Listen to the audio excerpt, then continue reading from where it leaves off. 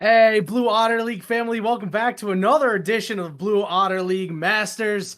We're here for week 4. It is Yanni, it is Fury, it is Mortals on the blue side tonight to kick things off. Evo Shade on the red side. Fury, this should be a pretty close matchup, potentially, of some teams that haven't started out so hot. So it should realistically be based on current standings close. However, if you're looking at actual match history, realistically it shouldn't be, right? Mortals just lost 0-2 to Raw Shadows, and Evo Shade beat Raw Shadows 2-0. So by that kind of law, Shade should beat Mortals 2-0 tonight, if we're going by that standard. However, it's not that standard. It's BOL. Anything could happen any night. So we can either have a three series banger or just straight up 2-0 real quick. Yeah, we'll have to see how that develops as we are into the picks and bans already. And you can already see a couple of champions getting banned, a couple of champions getting picked. The most important thing, though, is that Mortals went with the first pick, Jarvan. And I think a lot of that is because one Spring Leaf, the jungler for Evo Shade, has played 5 games of Jarvan so far. Mind you, Evo Shade has only played 6 games on the season. Yeah, J4 is very prevalent right now. He's very easy to get into and out of very tricky situations. A lot of lockdown into his kit as well, so I really hope Mortals goes with something that can kind of follow up with the J4, because all too often you see a J4 get thrown into the mix and it ends up being with a team that can't go with him into the mid to back line. So if they don't draft well with them, J4 is going to be a sitting duck, especially now against a Vi and a Karma, two very, very proactive champions in this game right now, specifically Vi for getting into the back line. And this is the pick that you take as an AD carry player into the Vi. It's going to be the Xayah getting picked up from Mortals here. This is something that Toxic Gerbil has played, an okay amount. They are going to pair it up with the Rakan. And it's really the only standard lane pairing that you see out of the bottom lane that Toxic Gerbil and Flea Pain play fairly consistently. They don't really play Lucian Namis or Sivir Yumis or Zeri Lulus, but Xayah Rakan is something that they'll definitely be willing to go to. Yeah, I would imagine so. Xayah being, I would say, right now, probably the best ADC in the game. That's just my personal thoughts. She's extremely strong. She could be very aggressive. She could also be very defensive. She has an ultimate that lets her get away from virtually anything. And then paired up with Rakan now, who is also an S tier support at the moment, consistently played at all levels right now. Very good for the combo they have going on as well. The Xayah J4 are a little bit counterproductive with each other. However, it could still definitely work. But now with the Ezreal picked on the other side with this Karma, a lot of defensive stats coming out on the bot side here, able to play just as defensive as Xayah wants to. Yeah, that's kind of surprising as well, because Nabos and Toyin, the bottom lane for the side of Evo, they don't also play these common pairings that you typically see. Obviously, there hasn't been a whole lot of Ezreal this year, but to see them pair up Ezreal and Karma, which is one of the more common pairings of the two, is at least a little bit of surprise. Hopefully, we'll be able to see some crazy stuff happen maybe into the next draft or in the second half of this draft, and we'll see how the bans affect it. We see Tryndamere getting taken off the board, that one aimed toward Fluoride over on Mortals. Peaked Grandmasters of Tryndamere main, made a Tryndamere guide a couple of months ago, so you want to get that champion out of the hands of that player. And then of course Galio, Silas, and Jax around even things when out. it comes to Master, Grandmaster, you still want to get rid of people's one tricks, because you look at stuff even in lower elos, right? Like IBS through plat, people are picking their very comfortable champions rather than going for these standard 5-on-5 kind of generic, I'll say, team drafts. But even in that, at this high elo, you still have to get rid of people's mains. I knew a Katarina one trick that played on Go Next, Tron even. They had to ban that away from every single game. Tryndamere, I would say, is a worthwhile ban, because man, that champ is hard to get a hold of after level 6, even pre-6 if he has enough RNG. However, the Gnar getting picked up is just as good of a substitute, something that Fluoride still does play. And then the Victor, just a nice way to round out the team comp with kind of this all-in comp they have going on right now. Yeah, this is pretty sweet at what Mortals has drafted here. Nara, Jarvan, Rakan are certainly going to create a lot of havoc. Xayah is going to keep herself well protected. And the thing is, your carries aren't really getting neutralized by the Cassiopeia poison that was picked on Evo Shade, but Malphite is going to be the final lock in there. That'll go up to Sword for Evo Shade. So there is your big engagement. Couple it with the Vi Fury. I like these team compositions, but I must say, I'm impressed with the Mortals draft, and they've definitely prepared for this one, looking to break their 6-game losing streak. Yeah, personally, I like the Mortals draft a lot better. They have a very clear-cut way they want to play this game now. Xayah, Rakan are probably just going to have to play a little bit safe in lane, lest they just get poked out by Ezreal Karma. However, later on in the game, as long as they're not down, if Xayah's ahead or even with Ezreal, they could easily follow J4, Gnar, Victor into a fight and look to just burst Evo Shade. However, on Evo Shade, they have a lot of lockdown, but weird spacing between the champions they have. Vi's going to want to Q and then R into the backline. She's going to be completely separated from the rest of her team until Malphite ults in, but then it's going to be a little bit before Ezreal, Karma, and Cass are able to get into that fight unless they are right in Mortals' faces, and if that's the case, then Mortals have kind of already won that fight. So Evo Shade have a weird way of playing this out with the way that Ezreal wants to play fights, the way that Karma wants to play fights versus the way that their main engage wants to.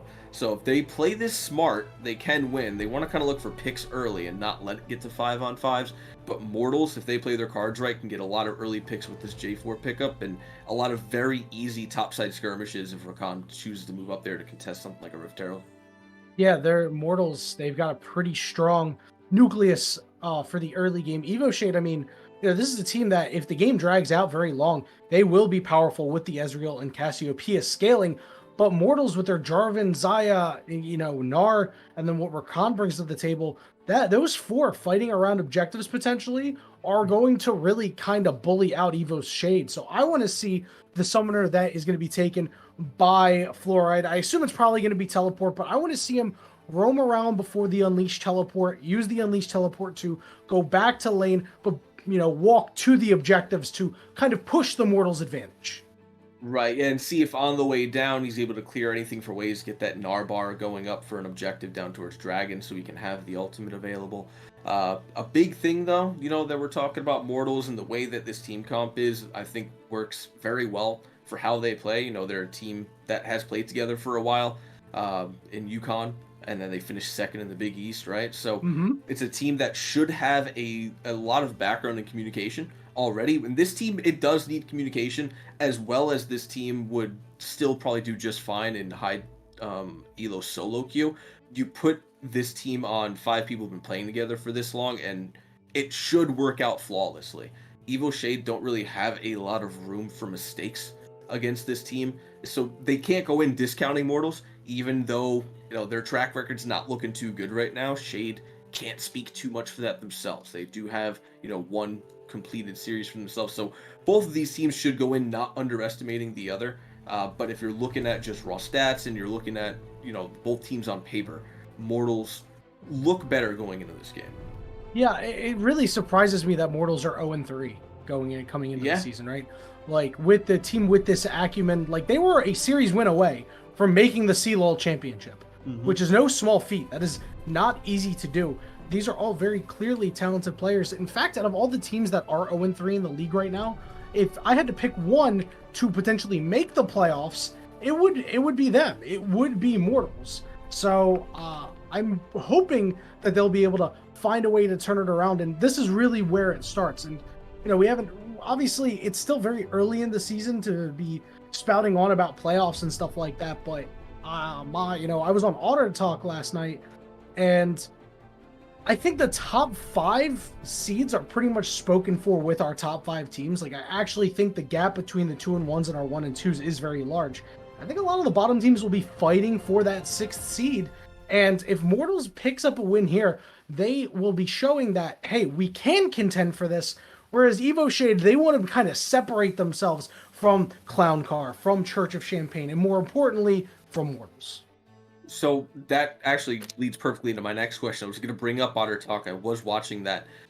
What do you think changes in this game as far as standings go? Because everyone pretty much has Mortals out of playoffs.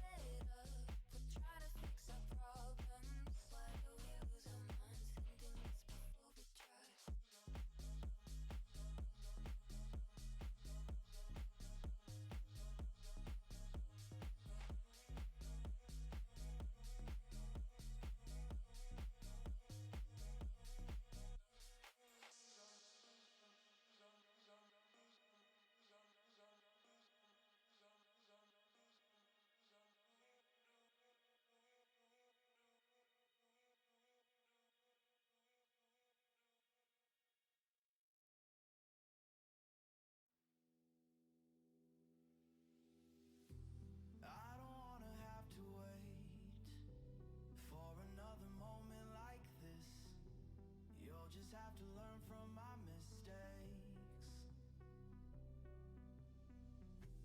You don't know the half of it. I wish I could slow down these thoughts in my head. Have I been misread? Will the world pass by if I can't hold on? What should I do when I don't feel strong? I just wanna be here for All right, Blue Otter League family, we're on the rift for game one between Mortals and Evo Shade. Remember, Mortals on the blue side, Evo Shade on the red side, and we talked about how the pressure seems to be on Evo Shade to take care of business tonight. And we'll really see how different these two teams are, despite the fact there's a one game difference in the standings. And we talked about it, Fury. We really like this draft out of Mortals.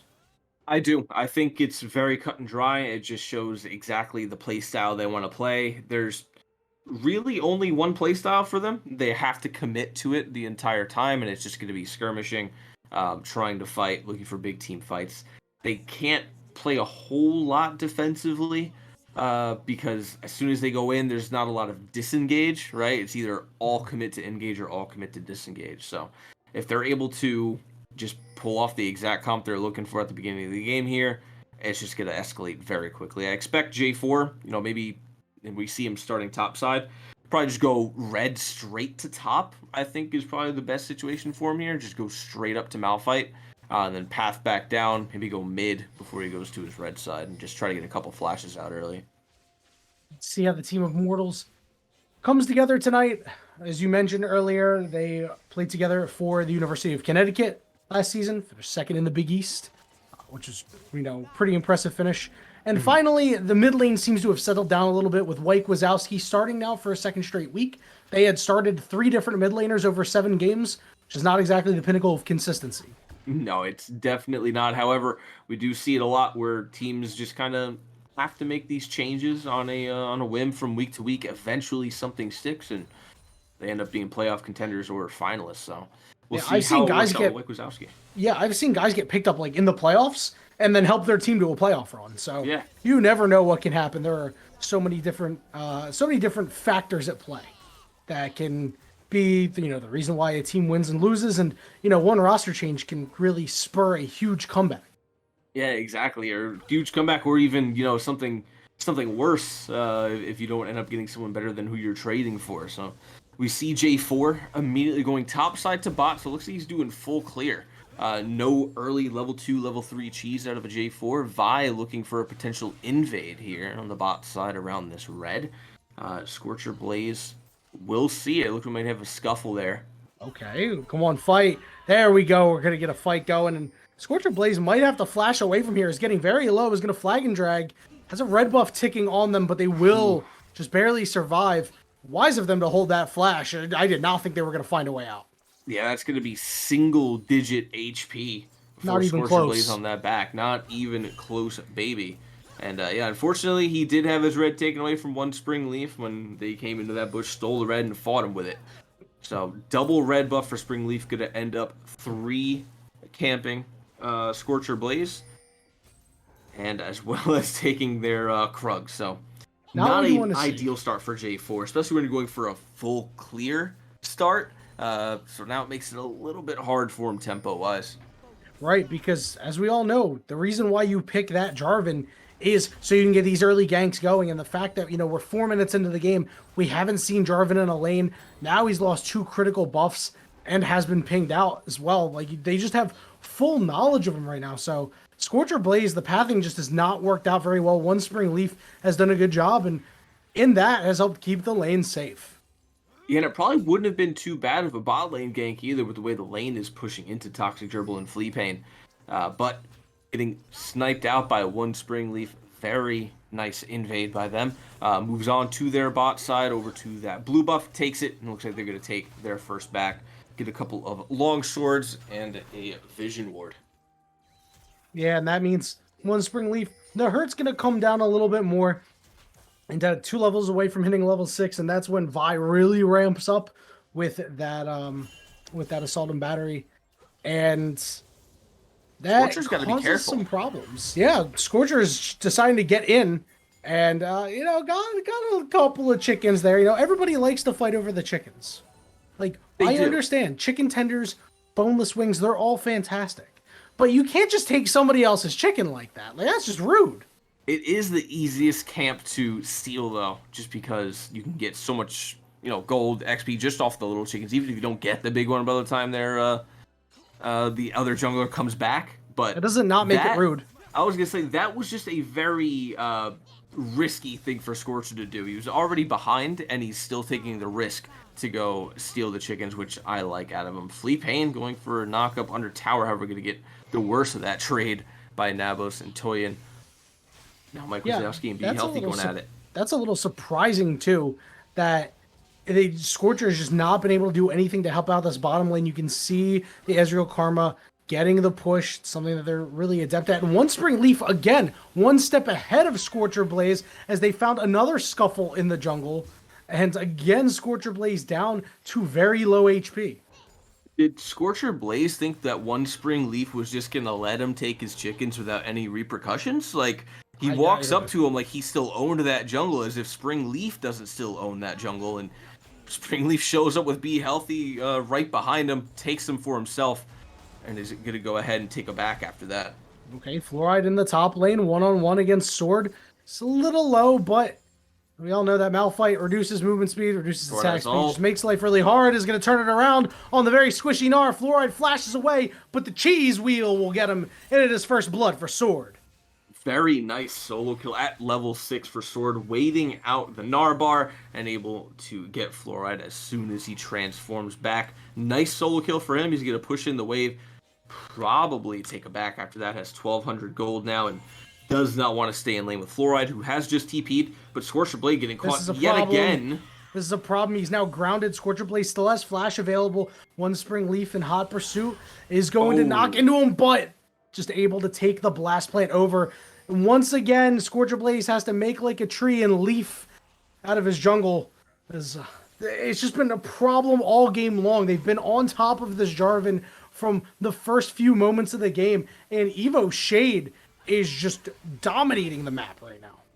They're going to pick up this first Drake, going to be Chemtech up and going to be pretty much uncontested other than some poke out of Flea Pain, some vision just to keep track of it, but that is going to be it. Top side, however, Fluoride has managed to take a plate for himself, get a little bit of gold back over Sword.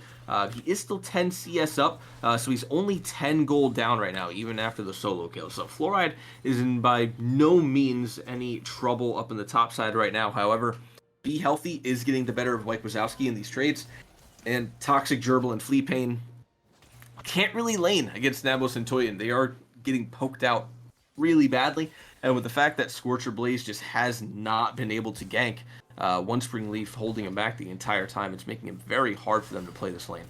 Yeah, nobody has been able to help out this bot lane. White Wazowski had to recently take a back, was out of mana, getting bullied by the Cassiopeia. And up in top lane, we obviously know that Fluoride had gotten solo killed. And you saw Toxic Gerbil get a couple of auto attacks down onto Nabos, but just able to shift away without a problem. There's not too much that the Zyara Khan can do. They've been effectively neutralized in the lane. So it's going to be up to them to make something work in the team fighting phase. Yeah, and realistically, it is kind of hard for J4 to gank bot because of Arcane Shift. However, if it's down, if they bait it out of him before he gets in there, they can get him with a nice knock-up Cataclysm. It looks like he is moving down towards the bot side of the map at the moment. However, it's going to be a little bit hard to gank in the current wave state that it is right now because Mortals are pushing back into EVO. And now, White Wazowski and Be Healthy going at it in the mid lane. Be Healthy is going to town, but White Wazowski doing a good job of avoiding that ultimate, avoiding getting stunned, and Be Healthy is in a compromising position as Scorcher Blaze is ready to go, but Be Healthy went for the dive, and White Wazowski comes out on top and manages to survive. During that time, Vi was able to pick up the Rift Herald up top. You can see Fluoride's gonna pop out of Mega Gnar in a second, and One Spring Leaf is ready to go. The wave is crashing. They are going to dive this poor Gnar. Vi ready to go, drops the ultimate. They layer the CC perfectly, and it looks like Malphite will be able to survive that as well. And it is just going the way of EVO Shade right now. Rift Herald's not even going to be used on the top side, but at least they got one back. White Wazowski, getting that solo kill with Be Healthy a little too over-aggressive. And now bot side here, Scorcher Blaze going in. Okay, this is a nice double charm, and Nabos just melts instantly. Toyin is in trouble. Toxic Gerbil is going to be able to get a little bit of damage, and that one goes over Scorcher Blaze, who has to flash away from Be Healthy. And the root comes down, a nice blade caller there from the Xayah, but Scorcher Blaze falls anyway. Now Mike Wazowski trying to help out. The ultimate lands, but no, he flashed right into the Vi. Toxic Gerbil goes down. Blood shed everywhere. Kills even for a piece, and a 500 gold difference 10 minutes in. What a sequence of events that was, huh? We go from mid to top, all the way back to bottom. One Spring Leaf was able to gank Fluoride and get all the way to the bot lane by the time the fight was over. Was able to traverse the entire map. A very well played fight for both sides. I would say it probably goes a little bit in favor of Mortals, because now we have a Xayah that's going to be 2-1 up over Nebos on this Ezreal. So Xayah's going to be able to get a little bit more poke, play a little bit more aggressively, now has the Gale Force as well. So Nebos needs to be careful on this bot and just keep working on pushing out the wave with Toyin and keeping it under tower. Unless Fleapane and Gerbil go in, the ultimates are getting close. Fleapane has his in about a quarter of the way left, so we'll see how it goes, if they want to just immediately ult on cooldown, or if they just want to go back to the way they were just playing the lane, which I think would be a mistake. I think they need to take advantage of the couple kills they just got. Yeah, and you know what? This also gives some breathing room to Scorcher Blaze. Now with a kill in his ledger, a couple of assists as well, makes him feel Looking a little for bit a lane better. pick. Yeah, we'll see how that ends up working out. They are going to engage right on to this Karma. The tether went down, a little bit of healing. Scorcher Blaze still going, but the Gale Force rings true. One person gets charmed. Nabos has to shift away while Vi flashes, and now they're trying to turn this around. Nabos doesn't have a whole lot of HP, but Sword off the top rope from the top lane. Be Healthy gets credit for that kill.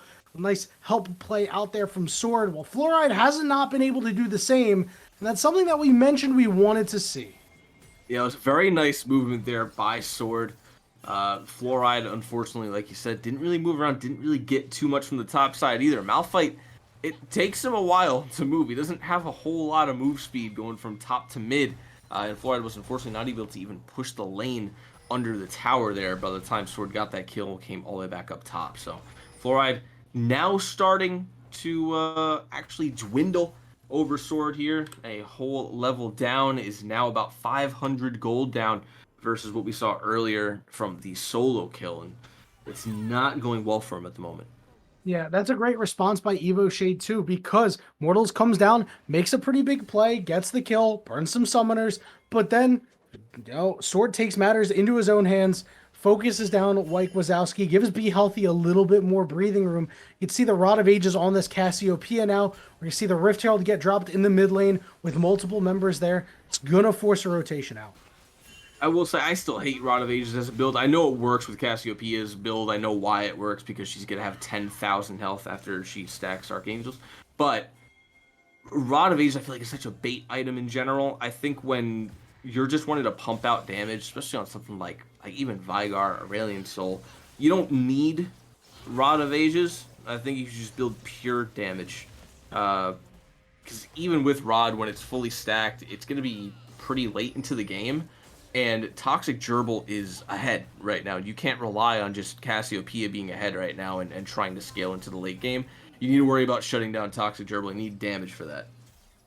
Well, Be Healthy will eventually get that damage. It'll just take some stacks of the Rod of Ages to get there. We did see the Dragon get secured by Mortals, and I think wisely Evo Shade deciding, you know what, we don't need to go after this Drake. Ooh. One Spring Leaf forces the flash, follows up with the ultimate, the alley-oop by Sword, and Spring Leaf is going to claim that kill now 3-0, and they have tortured this Gnar. Yeah, Fluoride has just been trapped in the bounce house for about 10 minutes now. He's just not able to avoid anything. There's nothing he can do in that dive, really. He played that just about as best as he could. It was a great flash over the Q, but point and click ult unfortunately keeps him down, and Sword layering that on top of him. And now it is just going to be sort of pushing down this top tower. It looks like this could be first tower going over to Evo. Yeah, and more gold going the way of Evo Shade, now opening up a 3,000 gold lead, which is not something you wanted to see if you were Mortals. Their team composition it seemed like had a little bit more strength to it at this phase in the game, and they have not been able to convert that. But like Wazowski still good scaling option on that Victor with some solid range, so he's going to have to be the late game insurance policy. And Toxic Gerbil only going to get stronger as still, like, that lead though that they have in kills is just eclipsed by the CS differential. Nabos is up 40 CS, by the way. Yeah, Nabos has just been able to freely play the lane. Oh, Flea, Pain. Okay, able to get back over the wall there. He's all good. Trying to buy some time. Yeah, there's going to be a fight over this Rift Herald. Springleaf wants to get in there, down to about half HP, and they're going to take down Gerbil with no resistance. Scorcher Blaze turning around saying, guys, you just got to live. Get out of there. Flea Pain fails the flash, and the pursuit continues. Be healthy, dropping the poison fangs into him, and White Wazowski, the last one standing, will be able to get a trade kill back and is trying to dump out as much damage as possible. Does have those double buffs, and Nabos says, give me the buffs, baby. So many kills going to this Ezreal. Now it's Fluoride's turn to get in the thick of things. Forces a couple of flashes out. Is continuing to chase. Nabos with the shift away. I don't know if Fluoride can do anything. It looks like that'll be the end of that engagement. And Sword claiming another turret on the other side of the map. It's just all Evo shade right now. This game just does not stop. Toxic Gerbil, what are you doing? Oh no, bro! You just watched Gerbil. Them. What? He still had ultimate available. Hello? He had ultimate available. He had flash. He had heal. This turret's going to go down soon. Scorch Blaze flashing but couldn't land the knockup onto the Karma. Followed up by Flea Pain means they will take her down.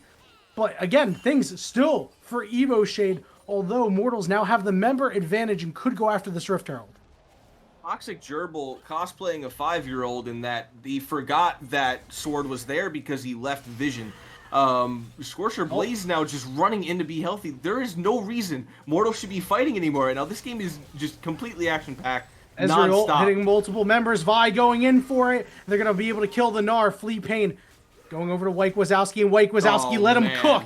He's going to be able to get the Chaos Storm kill, and now Nabos is the target. But does Nabos have a way out? White Wazowski doing a good job of walking outside of the Cassiopeia. Ultimately, he manages to get the shutdown, and now they're going to look to get on to Be Healthy, who has been CC locked. They can find this Cassiopeia, and Toxic Gerbil is the one to get the kill, and the pings now go on to Rift Herald. Yanni, what is going on, man? Bro, I have no idea, but you saw the damage out of Be Healthy. Are you not satisfied, Fury? You said he didn't have the damage. You saw him pumping out the damage, but now it's a White Wazowski game. The only issue here is that, like, the way this all started off, I gotta go way back to the beginning of that fight and talk quickly before the next fight breaks out. So, the way that all played out, they're taking Rift Herald. Vi's right there, has the ultimate. Toxic Gerbil is, for some reason, just, like, really close to his team as soon as they see him instead of walking away. So Vi's able to get right into the back line. Uh-oh, look, another fight. Yep, but I don't know. Happen? Yeah, I think everything's okay that time. Okay.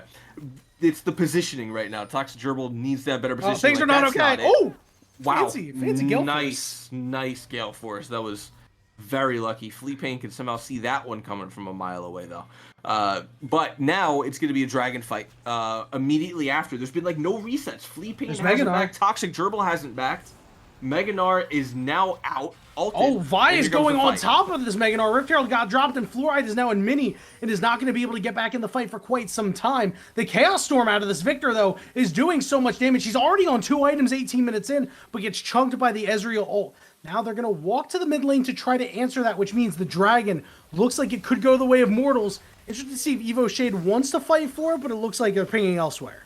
Yeah, they're sending 4 for the Rift Herald because Nabos did have to back off extremely low health. Toyin at the same time was just about the 25%, so there's really no way they were going to fight a 3v4 in that situation. Be Healthy obviously has the ultimate up, but I don't know how much that would have changed. I think they potentially could have outplayed it, but I would agree. Just give over that.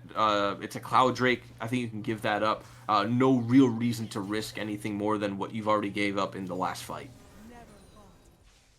And the gold lead has shrunk quite a bit, now down to just 1,500. And a lot of that is due to the strong play of White Wazowski. 8,400 gold, the highest number in the game. Does have the Dark Seal as well, so looking to get some souls into that ring shortly over the next couple of fights. You can see how he's just chunking the Cassiopeia.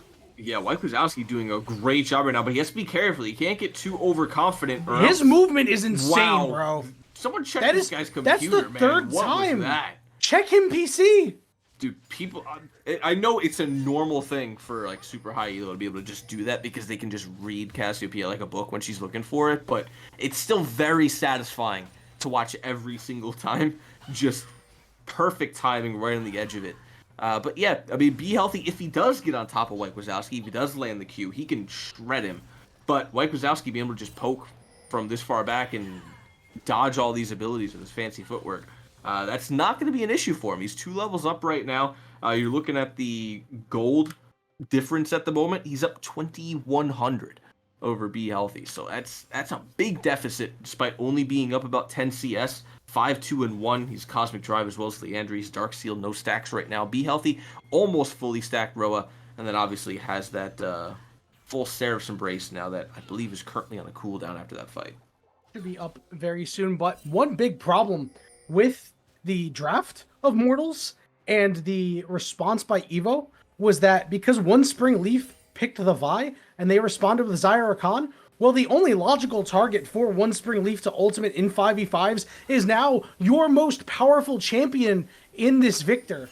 So the target should be on the head of White Wazowski, and as long as Spring Leaf is proactively going after this Victor, the fights later on, they may get harder for Mortals.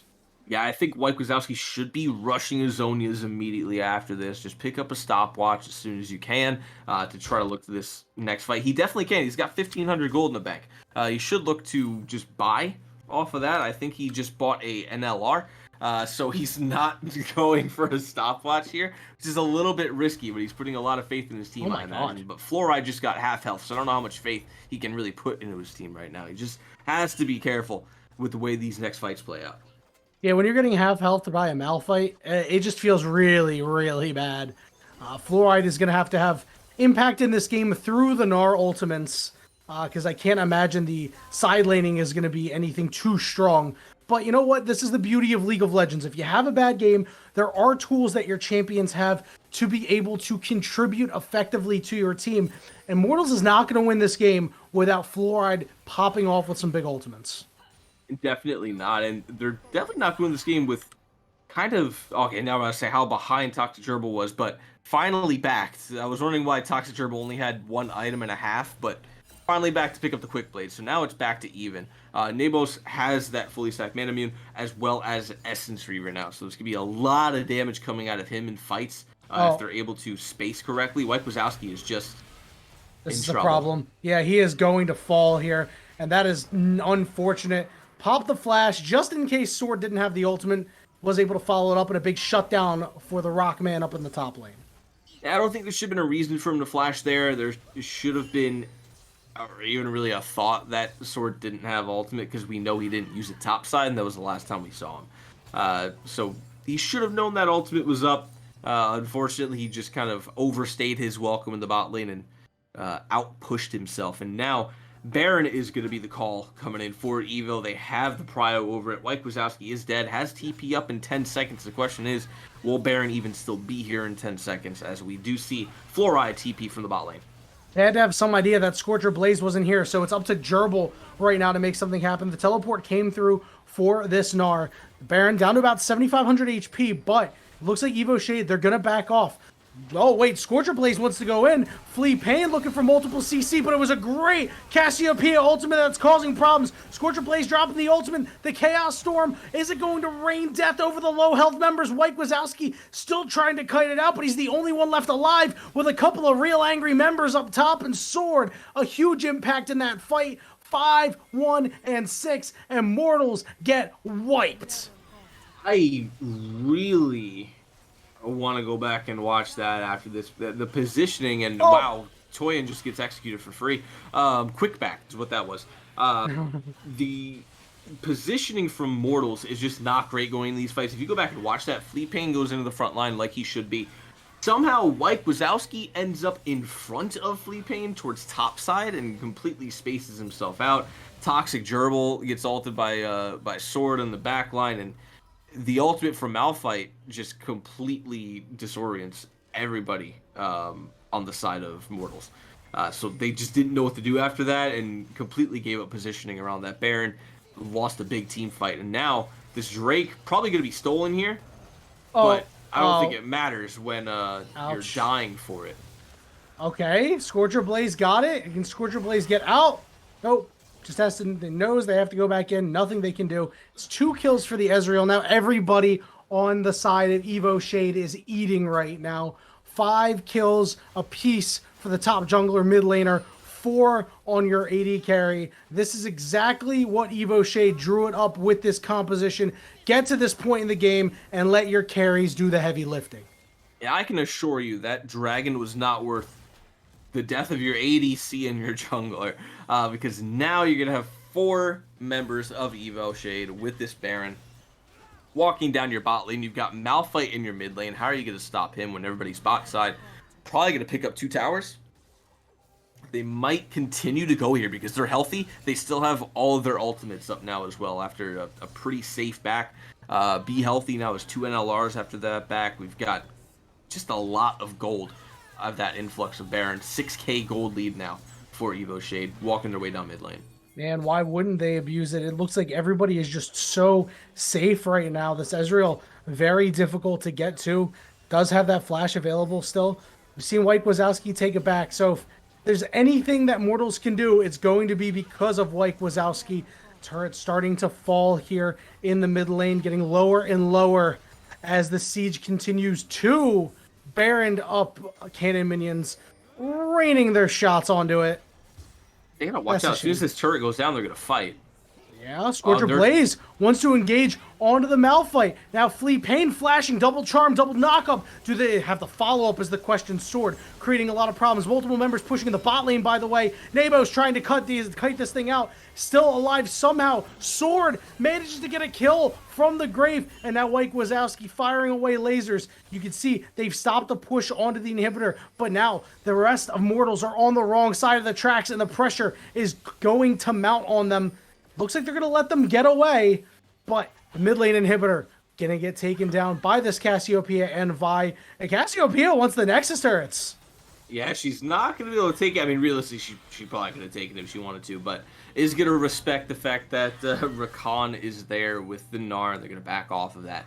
I understand why Mortals went in on that last fight, because Narbar, right, and they want to fight while And it was a up. 3v5. Yeah, but I also just can't understand They why. lost the 3v5. Yeah, I understand why. I just don't get why. It just, that was not your fight to take, and it definitely wasn't at that point to take it. There was probably That's soul sooner crushing. times you could have taken it when they were still under tower, and try to fight with the help of your tower, but they chose to take it as soon as it went down. Like you said, it was a 3v5, but they could not get on top of it anyway. They were just completely slowed by Be Healthy. Miasma makes it so Fluoride can't jump when he's in Gnar.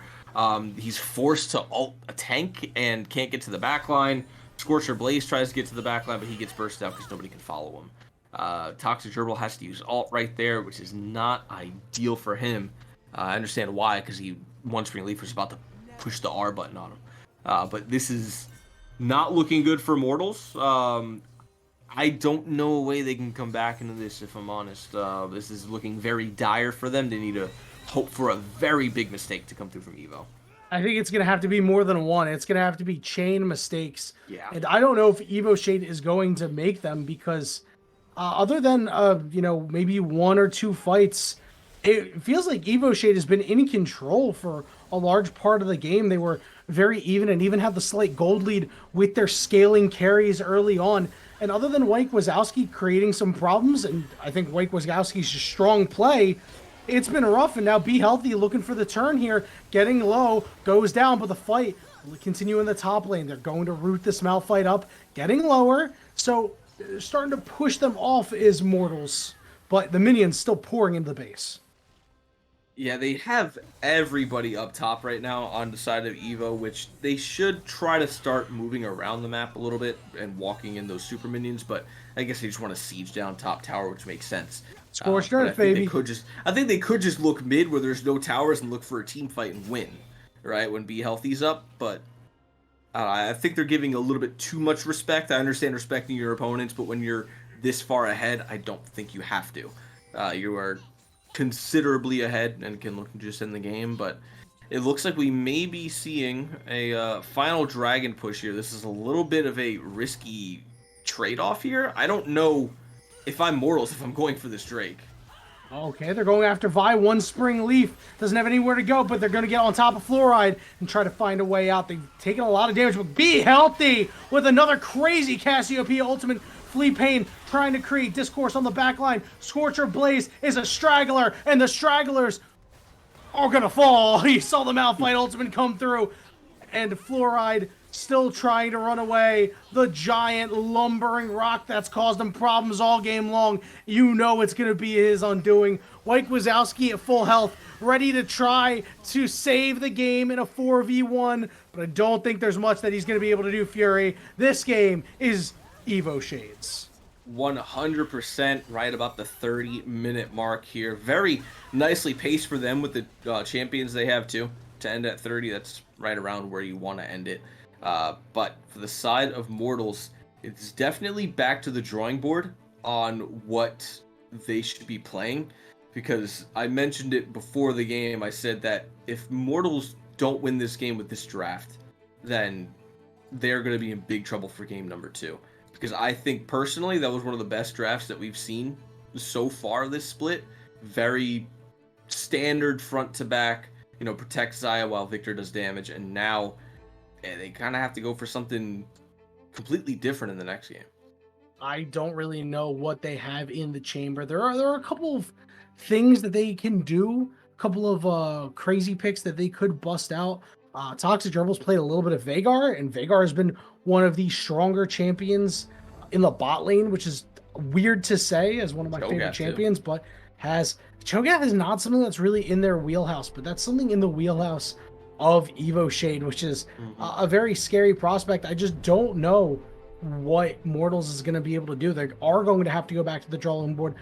And hopefully they're going to get a side switch, maybe change up their draft strategy. We'll have to see what happens. We're going to take a very short break, and when we return, we'll give you the draft of Game 2 between Mortals and Evo Shade.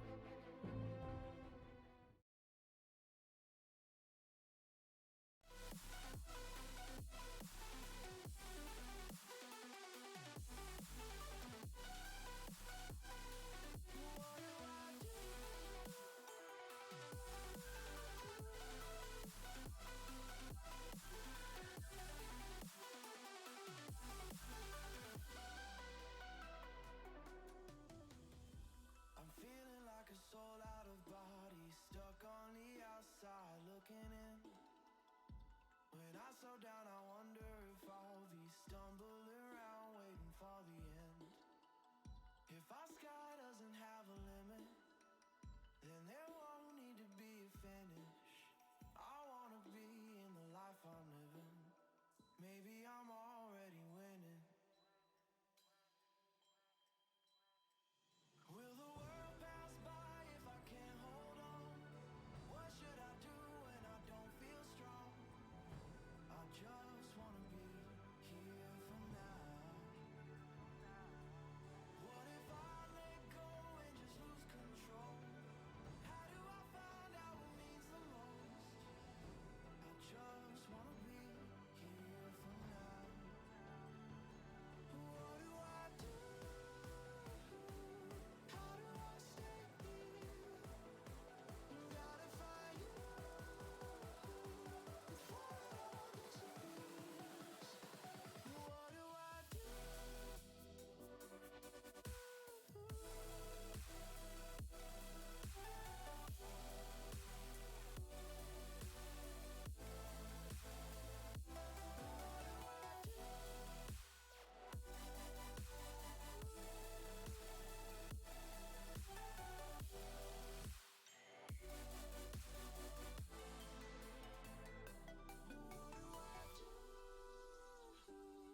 How do I stay here?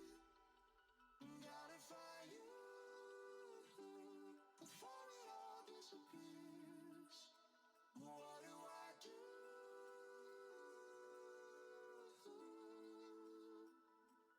Gotta find you before it all disappears.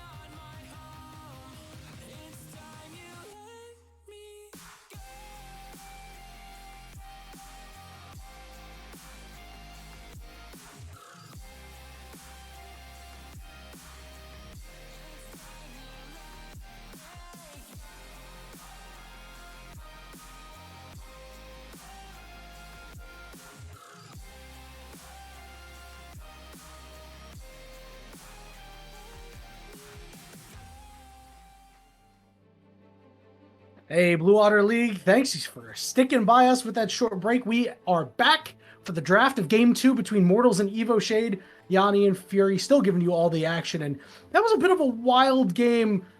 We thought that Wyke Wazowski was going to be the guy to carry Mortals across the finish line. He did 40k damage after all, but in 2 of the last fights, Be Healthy's Cassiopeia, some crazy ultimates. We've zipped through the bans, and it looks like the Jarvan is going to go back over 2-1 Springleaf. Yeah, that's a pretty good pickup, I would say. I mean, just game number one of those, 6. one of those anything. Just play the G4 It's their again. strongest jungler. It's crazy Yeah. because one Springleaf has probably the largest champion pool out of anybody else on their team, and they just choose to play Jarvan all Yeah, the it's time. just anything you can do, I can do better at this point, right? They see Mortals do it. Okay, we're gonna pick the J4 this time. See if Mortals. They went Xin Zhao. That is something I said in the last game. I wish they had gone. I don't know about just immediately picking it after seeing the jungler and not seeing anything else on the table, but it theoretically could be a very good pick. Annie tryout as the R2 for Mortals. And you know what? That sounds pretty good. You give Wyke Wazowski another champion that can make a huge impact. We've all seen the multiple person Timber ults coming out that stun, do a bunch of damage. I'm a fan of this because clearly Wyke Wazowski is your strongest player, and it's now time to start playing toward their strengths. Absolutely. Just put them on, you turn it into TSM, basically. You get them on the Bjergsen status, you let your mid laner pop off, and then Wazowski just mid. scale everything from there. Team Wazowski mid. Phelios Lulu, though, I love it. That Phelios is just such a fun champ to watch, honestly. It's a weird pairing, though. Yeah, I wouldn't say so. I think Aphelios Lulu is fine. It's not as good as Aphelios Thresh. Isn't that like... It feels like the problem is the only reason to ever play Aphelios is because you can pick it with a Thresh. Like, why not just pick, like, Zeri Lulu here? Yeah, I mean, you can do that, too. Like I said, Lulu they does a don't good play the job. normal combinations. Neither They don't, of but them. I think Aphelios with an Enchanter is still fine. It However, could've been Ashe better. getting picked up there is nice as well.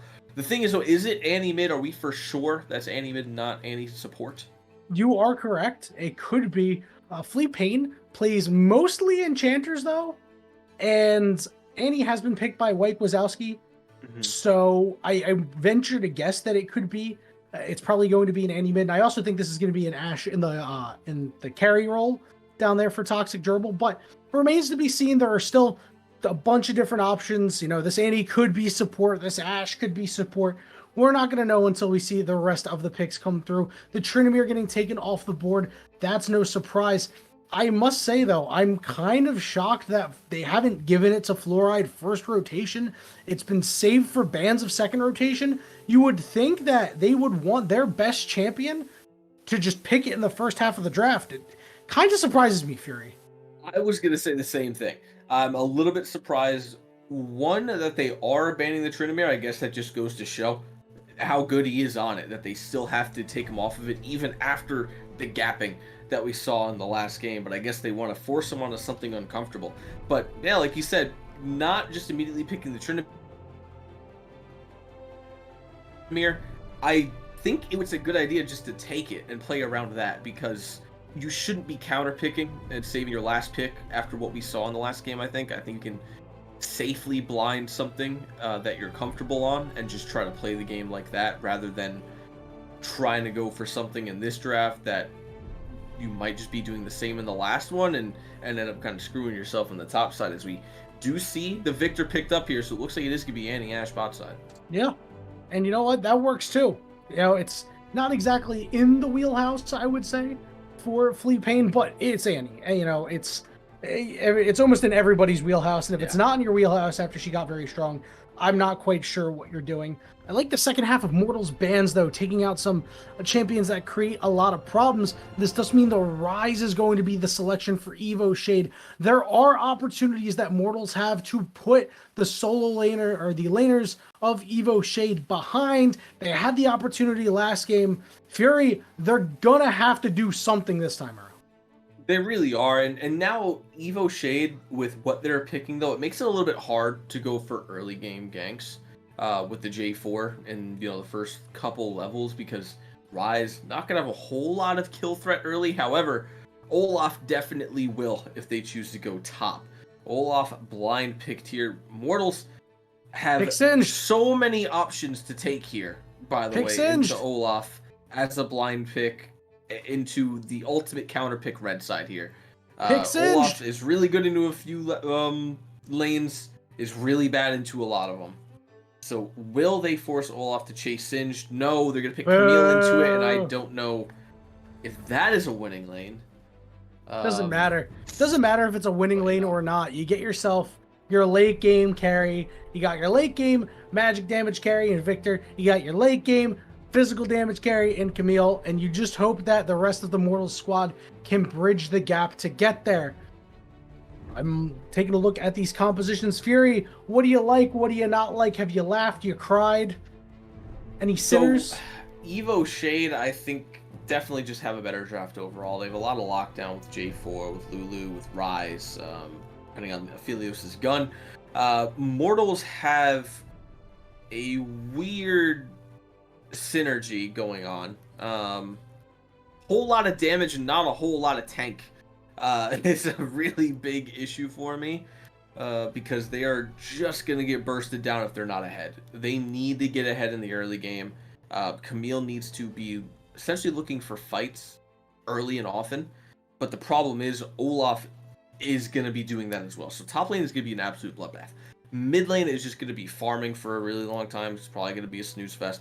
Bot lane, Ashe and Annie, they're going to be poking probably, but Aphelios Lulu are going to be really healthy. They can farm from pretty far back to kind of be out of range of poke. They'll probably still get hit with volley every now and then, but I don't see a world where EVO Shade is losing this game if playing it correctly. Annie's going to be annoying. Ashe is going to be annoying because it's just point and click stuns, essentially, roots. Camille, I guess, as well. But if EVO Shade played the way they did in the last game, that shouldn't be an issue. Yeah, and the interesting thing about Mortals is that they also have they have win cons on their team, right? You know, it's your Annie being the one to get multi-man stuns, Ashe from downtown creating picks, Victor Camille later on. If Mortals, it feels like their early game, specifically centralized in their jungle and bot lane, is going to be at least a little bit stronger. Even Xinjiao Victor, stronger than Jarvan and Rise in the early game. So Mortals, they're going to have to do what they were unable to do last game, and that is make their mark in the early game. This Aphelios, this Rise, you have to make sure that they do not get kills, set them behind, and if you do, then I think Mortals can, take advantage in the mid game, translate that into leads for Victor and Camille, make sure they're stronger than Aphelios Rise. But the big problem is that Olaf can run down Annie, Ashe, Victor.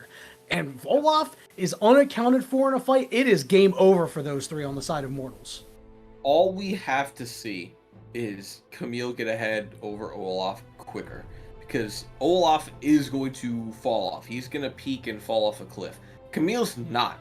Camille's can be doing 30,000 true damage by the end of a game, depending on the build, depending on the player. Bro. So if we see just Camille absolutely pop off this game with the help of Xinjiao ganks, they're fine.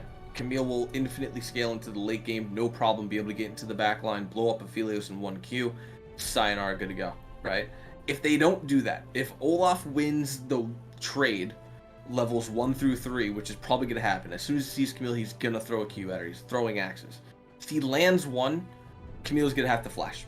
That's just a fact. Either she has to start hookshot and try to get away from him, or flash, and you don't really want to start hookshot, and you don't want to have to flash. But I guess we'll see, right? I think that if it's any justification of what we saw in the last game, I think we're going to be seeing a really quick sword solo kill in the first 5 minutes.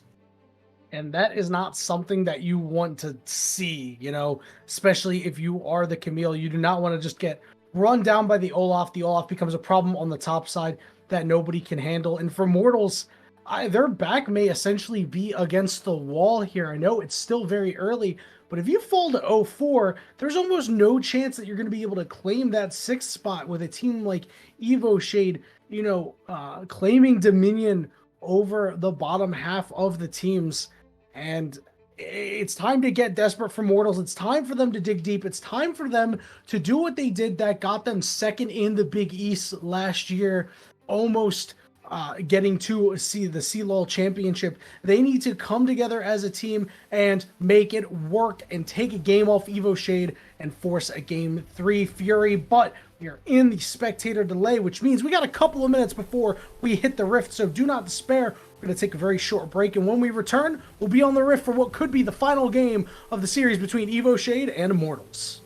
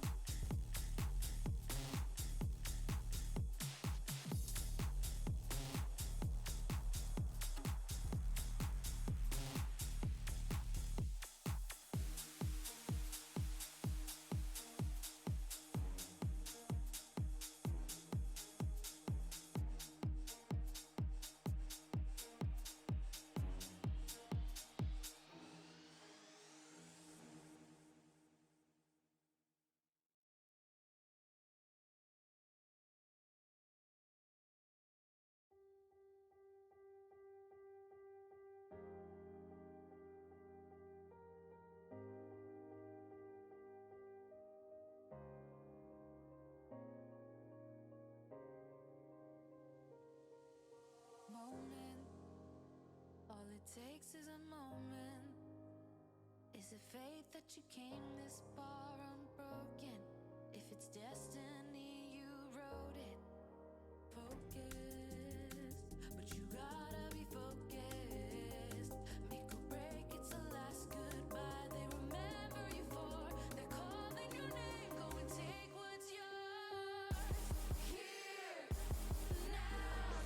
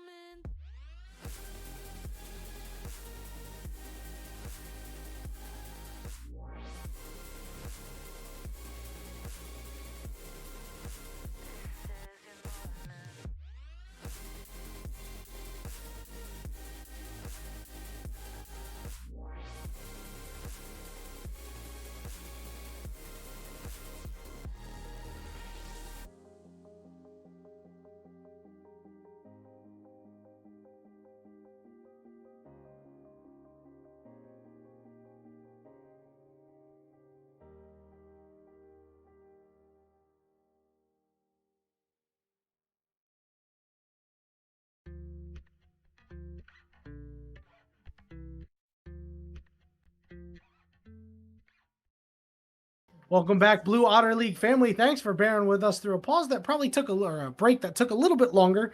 Thanks to me. Sorry, production and Fury. But we are here. We got the duck on the Rift too. We saw it for a half second there, but the Summoner's Rift duck, always nice. But we got Mortals. We have Evo Shade. Evo Shade on the blue side this time around with Mortals on the red side and Fury. We talked about these drafts and you talked about how you think this game is going to go very similar to the first one. I do, as long as it goes well, as long as it's played correctly, right? But you could say that about every draft. We said that about Mortals draft in the last game, that it should have been one-sided, but was not. So I am happy enough to eat my words after saying something like that. So I will say it should go something like the last game if we see EVO play the same way they did in the last one. However, things change from game to game, so we may see a completely different Mortals in this one. And we need to see a completely different Mortals if they want to have any hope of taking this game, potentially turning their season around. Now have lost 7 straight individual games. They started their season 1-0 in games. And I think they took the game off Lit Esports too. Like, they started their season exactly how you would want to, and it's just gone into a complete tailspin since then. Exactly. It was into Lit Esports, one of our, I would say, top contender teams for sure. Oh, and Toyin just walks in. Oh, taking a lot of damage. The Ignite goes down. Toxic Gerbil. They've got the slows on the auto attacks with Ash, and it's first blood going over to Toxic Gerbil. Just what Mortals needed. Yeah, very nice first blood and really nice poke from Flea Pain to take Nables down very, very low, about 25% of his health here. So still has 2 pots, but he started Longsword, so he's not going to have the Dorans in order to get a little bit of his health back and keep sustain, which I think he should have gone. I think Longsword is very greedy into Ash Annie when they have so much poke, but you know, it is what it is. Yeah, and keep in mind, doesn't have heal available either. Opted to go for the cleanse, which I think is the correct choice here. A couple of other interesting choices with Sword and Be Healthy, both with Ghost. So no teleport plays to be had for Evo Shade, but one Spring Leaf looking to be the Jarvan that Mortals wish they had. Flag, drag, flash, Toxic Gerbil has nowhere to go, and now Flea Pain is in trouble, has to flash away, and will find their way under the turret. But it's a great gank once again from the Evo Shade jungler.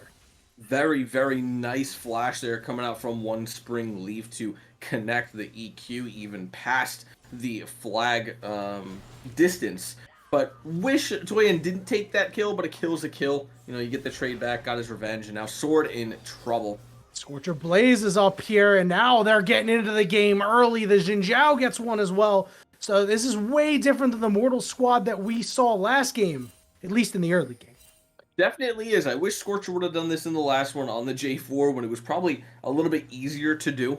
And not have to do it when, you know, your top laner's pushed all the way under tower. Sword overextending a little bit, not respecting the fact that Scorcher Blade was probably on his side of the map after seeing one Spring Leaf head towards bot lane. And we'll see what happens around this jungle now in the river fight. Oh, they knew something was up. Be Healthy with a perfect roam wake. Wazowski doesn't have the mana to get over and cannot trade back onto Be Healthy and lost their flash for it. So again, one Spring Leaf on this Jarvan. It explains why they're getting their 5th game on Jarvan in the league so far. Looks really good already. Only a Longsword in his kit with the Scorched Claw Pup Smite. So already 1-0-1, 2 out of 2 on the KP, looking good so far, evening out the gold at 6.7k now. No real significant leaves anywhere on the map at the moment. Everybody pretty safe at the moment. Basically still at Those minions are so minute low. 1. Oh, Sword. Those minions are so low. They really are. Just like the OCD, just queue it. Bro, Queue it. just axe it. Just throw an axe. Just, get 1,000,000 gold. Kill the whole thing. I want to see 1,000 gold pop up off of one queue. Exactly, but Sword doing a good job, causing some pressure up on the top side. Fluoride backing, getting that sheen, using the teleport. You'd see Flea Pain, Toxic Gerbil, clearing out the wards. Good backup from Scorcher Blaze. Something different than what we saw because despite the fact that one Spring Leaf has been around with the ganks, there's been less pressure on Scorcher Blaze this time. There has, right? Like Scorcher's actually been able to free farm, essentially. He hasn't had to worry about He's the one invade invading. for one spring. Yeah, he is the one invading. Taking those Raptors now says, I know I have a better 1v1.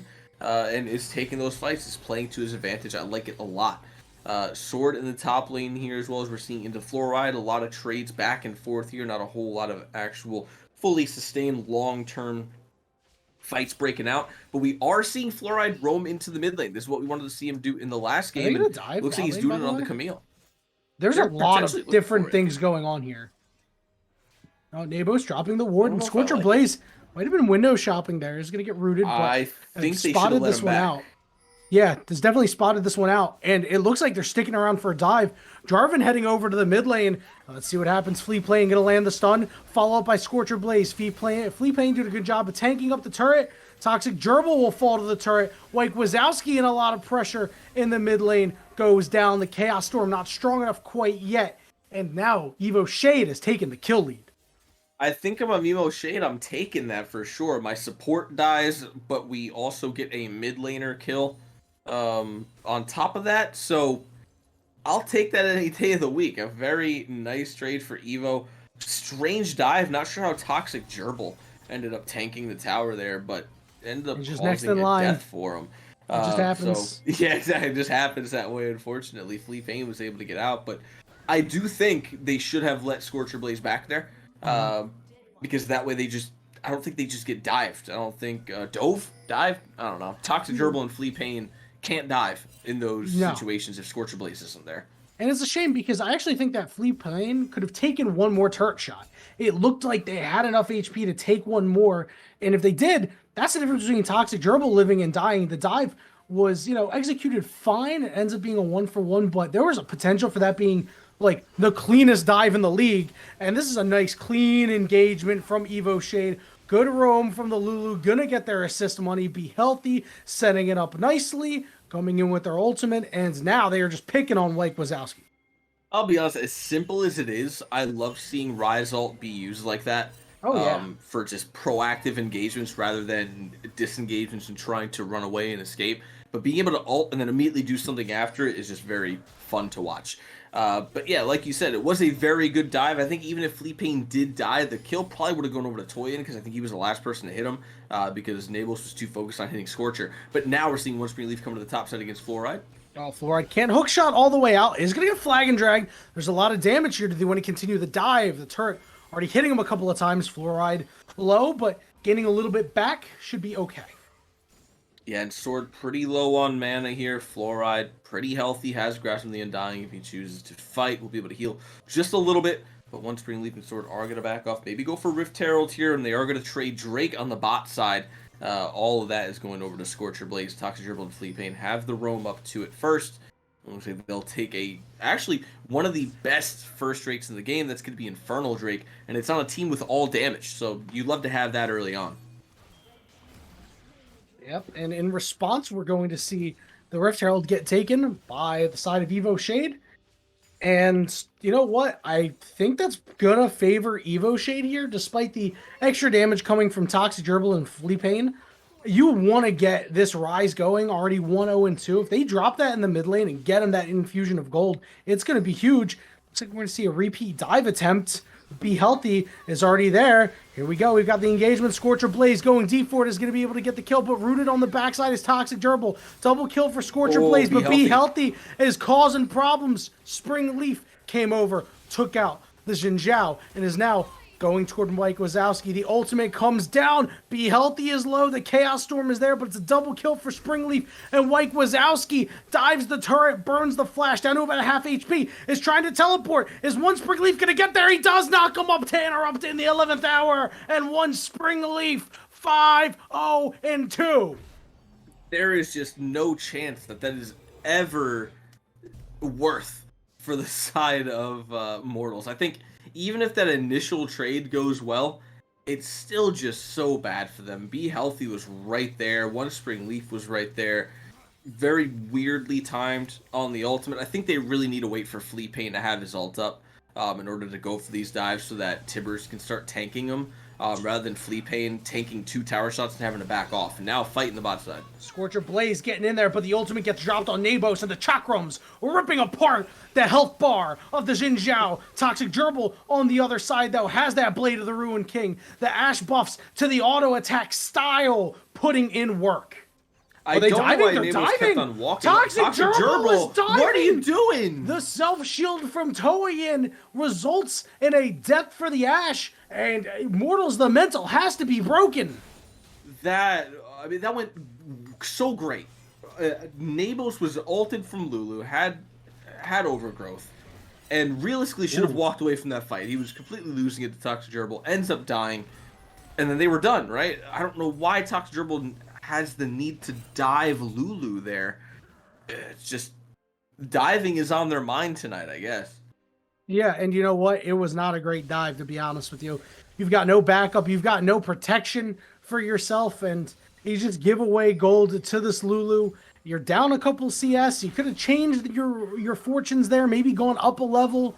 Instead, it does make sure that Nables is like still relatively even, and things are just not going the way of Mortals. They're down 2,000 gold. Scorcher Blaze has put in a really good effort this game to try to keep this game close, but it's just White Wazowski not able to get things done because of this pressure from the Jarvan. Yeah, Scorcher had a really, really good start.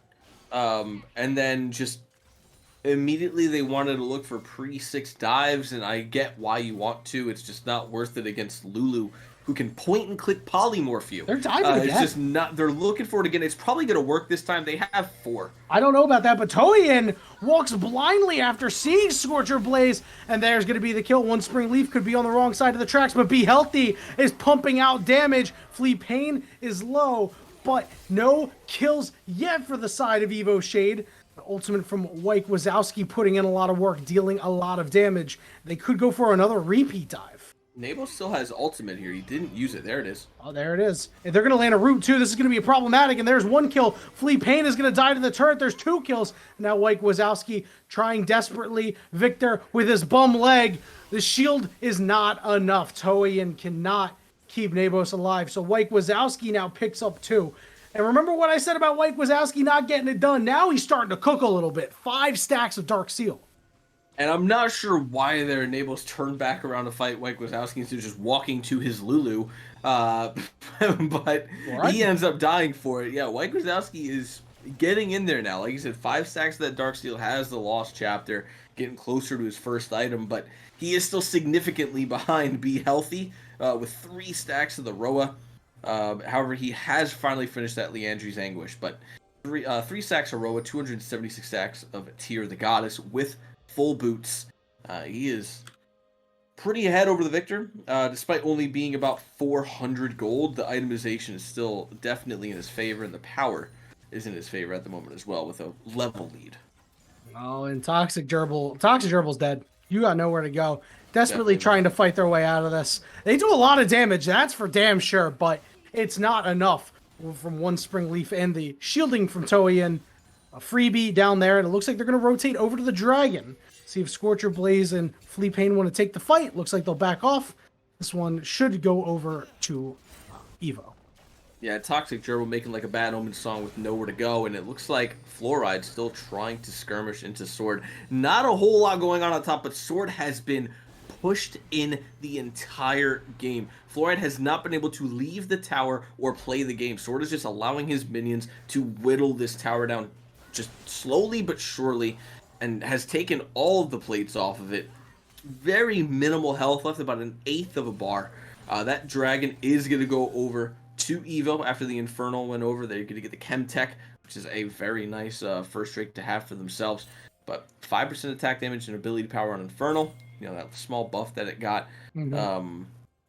Wait, was it buffed or nerfed? Did it go from 4 to 5 or 6 to 5? It was a small 6 to nerf. 5, right? Yeah. That's 1% down. I thought it 1% up for some reason. Oh no, Fluoride. Yeah, in Fluoride trouble going to now. get called out and is almost assuredly going to die. It looks like they want to give that over to Be Healthy, but no, 1 Spring Leaf will pick that up. But that dragon going down does have very large implications because Mortals took the first Drake, right? And against the Rise and the Aphelios, you want to make sure that you could like maybe get that soul. So giving up that Drake gives them more time. That's the death of peace of mind here for Mortals, that they're just not able to go and get that soul and run down this game. That Evo Shade's going to have some more time. And look at this. They're looking for another dive. They get sniffed out on it. That's just going to give all the prio over to Rift Herald. They're going to trade Tower on that here, but it's not going to be super worth it because first Tower has already been dead. But, I guess you do want to trade some gold where you can, but trading back even on towers and then going down on Rift Herald is ultimately going to put you down in gold because now that's going to be your bot lane tower, your mid lane tower, or even your top lane tier 2 tower that's going to be gone. It's just going to be a larger influx of gold that's going to be going over to the side of EVO. So now it just all depends on what comes up for the next fights, really. That's what they're wanting to look for. Here comes an ultimate from Be Healthy on the bot side. Multiple members, Flea Pain, gonna have to turn around because they got rooted. They're still trying to run away. It's not gonna help them out too much. Flea Pain unable to survive. Toxic Gerbil is the next target, and here comes the dive. The ultimate Be Healthy sustaining, but Toxic Gerbil able to fire back and get a kill. And now here come the teleports. White Wazowski in hot pursuit. Fluoride coming through. Toei with the shield, but the hook shot should be up soon. No, the tip end of the laser. It's another kill for White Wazowski and a turnaround here for Mortals. Oh, Nable's might be going down here too. Oh, yep, he's gonna fall, and it's another.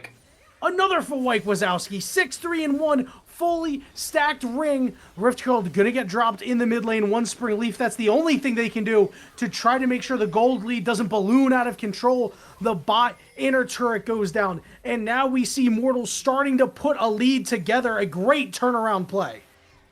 Yeah, I'm not entirely sure whose idea that was to dive. Why Sword didn't immediately ult and run at Flea Pain when he had ultimate up and you can see that he had stun. It was just not a well-timed play. Nable's completely with the ult as well. So none of that damage went through. And just like that, EVO has turned the tides from what was the gold deficit a couple minutes ago? 2K, hovering 3K? Yeah, it was crazy because it was 1,000. It was like even, and then it was like 3K, and now it's like 1,000 in the favor of Mortals, as you said. And this is their chance, man. Like, they have an opportunity here to really bust this game open because White Wazowski's getting so powerful. Yeah, White Wazowski, I'd be surprised if that next item isn't just a full Magi's. 6-3 and 110 stacks. Ego book. Just do it, honestly. If you're going to go to the Dark Seals, you have to do might it, right? as well. The whole point is to not die in the game, right? Just don't die, Forehead. And just like that, be healthy. If you had Magi's, that's a couple extra stacks for him. Yeah, he's not going to be healthy after this one. Just waiting for the cooldown of White Wazowski. He has 3,100 gold in his pockets that just isn't spent. Why did he not buy before coming back? He could have had Magi's plus half of Rabadon's. Yep, and now you can't. But now the mid lane push is coming down. This is going to flip the gold lead again, Fury. Because of that Rift Herald getting off that second charge, that turret's going to go down. They spot out Fluoride. Maybe they want to go for an engagement. Fluoride over the wall is going to try to blow up Nabos. Able to potentially get away. Very low, and now will fall. Fluoride flashes out. Scorcher Blaze in a little bit of trouble in the thick of things. Flea Pain dropping tippers, and the CCU Immune Sword continuing to run members down. Flea Pain with the swag stun, but couple of kills going back and forth. It's now 200 gold for Mortals. This is the closest game of the series. Fury, this might be a certified banger 18 minutes in.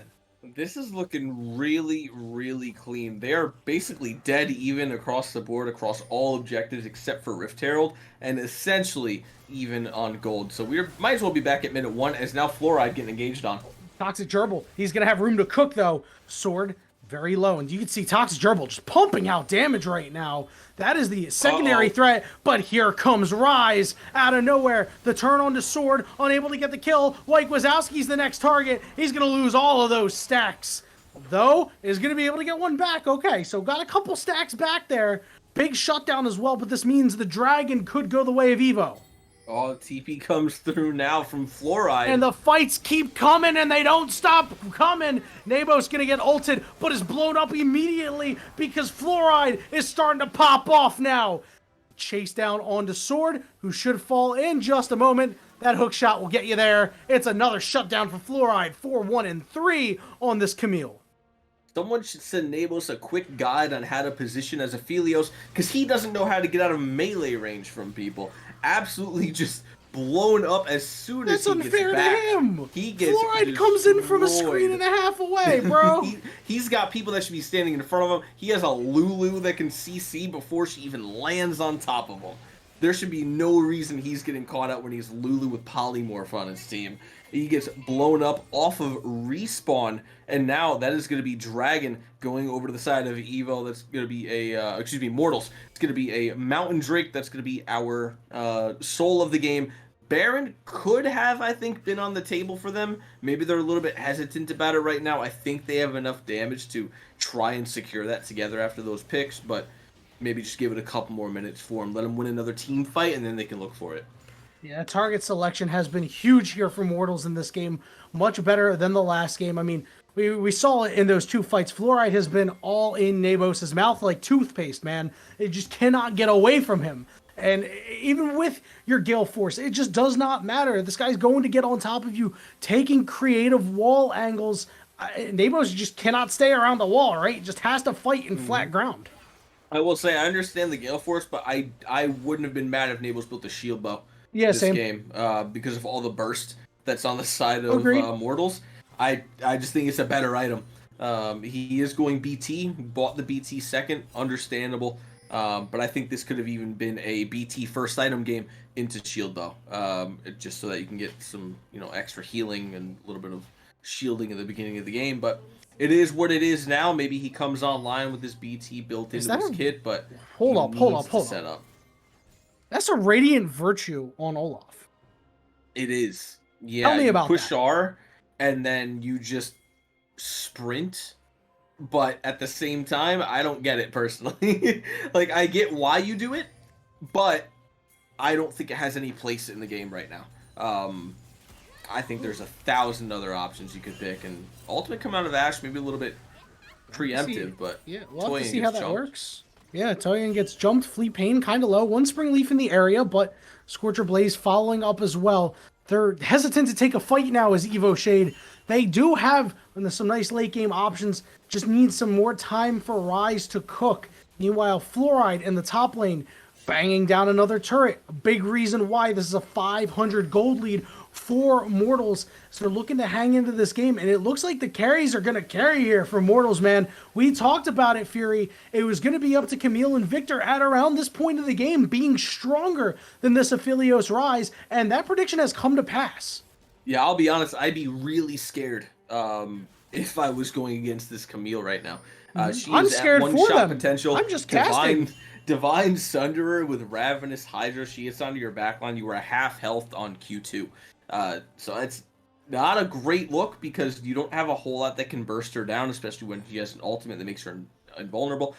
Sword now gonna find the bad end of the stick of Camille as he misses that Q. There's no one to help either, so Fluoride continuing to make things happen. Shield goes on, and remember Annie can now shield others. It's pretty important to think about. Sword down to about half HP, which does mean it could be an advantageous position here for Mortals. The Ashel will just barely split the gap. You can see they're trying to put the pressure on. Now in the top side of Evo Shade's jungle, they're wrestling around for this Baron control, and taking the mid lane turret would go a long way to getting that control, Fury. And now they're pushing into this tower. This could be risky, fighting under the tower of Evo here, but doesn't look like anything will happen. They'll just be clearing out the wave. The Baron is up. They have a little bit of priority over it right now. They can still look to fight. Fleet Pain has that point and click ultimate on stun, though. Waiting in this bush, no vision. Could look to pop out of there extremely quickly here and just instantly blow anybody up, but it looks like that is just going to signal the back after they get spotted on that ward. Scorcher Blaze. But Baron is going to be next on the table. Drags up in a minute. I imagine we're going to see Mortals give up that Drake because it's only the second one for Mortals. The second one for Evo. I'm getting them backwards because they flip sides. Yeah, it's okay. I would take Baron over this Drake any day. Well, the problem is there's no vision on either side. Although one Spring Leaf going to get onto Toxic Gerbil, forcing the flash out of that Ashe. It's a very big cooldown for this next upcoming fight. But again, Mortals, they're warding. Look at their warding. It's been so good. And the vision denial here. Evo Shade hasn't been able to place wards down. And now you can see Sword forced to fight on the top side. Does not have a teleport. And Fluoride is 2 levels up. Is just dominating Sword. He needs some assistance. But again, Fluoride can just show up to the fight at will. Yet Sword, with the way he was pushing in all game, was great. However, you want to try and get kills against Camille early when you can, or else this happens. She just kind of Fluoride? starts farming in the This is side the lane, second time that Fluoride has done that, by the way. taking tower for no reason. Yes. But Dragon now has he's been started 40 up. CS up. Yeah. He has TP if he wants to get to this fight. Olaf has to walk there, and Yeah. Camille's going to take this tower and probably TP down. There comes the Ash ult. It's going to land on the Lulu Fleet Pain. Flashing forward, trying to make something happen. One Spring Leaf getting gunned down. Toxic Gerbil and White Wazowski are pushing forward, completely untouched. Fluoride over the wall. Sword goes down, and the Lulu's got to run scared. But the flash from Fluoride, and they are on a rampage. 5-1-5. This will be soul point for Mortals. And again there, Toyin and Nabos just caught out so close to the side of Mortals there when they should be way behind. There's just not enough front line for the side of EVO here. You know, J4 is going that kind of bruiser build. He's not going tank. Olaf is this pseudo tank with Radiant Virtue. The same with Rise, just by having Archangels and Rod of Ages fully stacked. But Nabos and Toyin need someone to be standing in front of them to where Toyin can ult Nabos and he just ults and auto attacks for free. But Nabos is somewhere in between his entire team every time, ends up dying for it, and then that's just the end of the fight because there's 0 DPS left. Sword is so far behind and just can't do anything. One Spring Leaf can really only EQ ult until he's dead, and then Be Healthy can throw Qs, but what are you doing? White Wazowski just ults you, you're just dead. You are no longer healthy at that point, and why are you dead? Well, it's because White Wazowski has completed 3 items, including that Rabadon's Death Cap, also has the fully stacked ring, also has the Blightning Jewel for the extra penetration. This is White Wazowski's almost final form, like almost perfect cell. So close to just finishing that off and ending this game. It is a pretty marginal gold lead here for Mortals, 4,500, their largest lead of any game in this series so far, and they are looking, and they are in a great spot to end their losing streak. They absolutely are. Look at the positioning right now of them roaming from mid to top, trying to pull EVO around the map. They're taking their blue here as well, starving them of any kind of resources. Just pushing them with this Baron right now is slow and steadily as they kind of really wish to. They will have Annie ult up yet again here. Fleetpain can just hold on to that for as long as he wants to. They can potentially look for a dive here if they want to as well. They kind of rip through this tower. They always have Ash ult available, and Flea Pain, no flash, but does have that stun up ready to drop tippers on people's heads. Absolutely not doing anything in the bot lane either. Just sticking to mid-top. They have Camille on the top side. Olaf can't really do anything against her. They have a lot of siege with White Wazowski and Toxic Gerbil alone, to where they really don't need Fluoride there. So Yeah, they're going to sit here with the minions and just try to slow push. And Be Healthy can't wave clear, right? Because Rise is so short range, you have to walk up. Now you're trying to dodge those lasers. These auto attacks coming in from Toxic Gerbil, they hurt. And this turret is going to fall. Aphelios dropping the ultimate on just one member. It's not going to do anything. And now they are ready to fight. Fleet Pain wants to get in there, pushing everybody further up as they are losing ground in the base or Evo Shade. As the middle inhibitor has fallen, the rotation comes to top.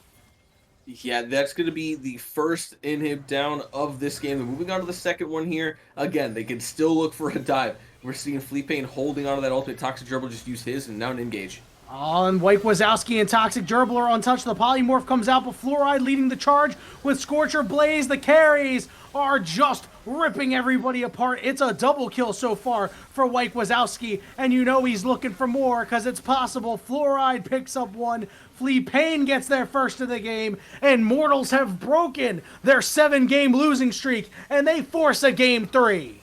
Yeah, that is a crazy game for EVO to lose. I think they lost in positioning on fights, and they lost to Boris very early on.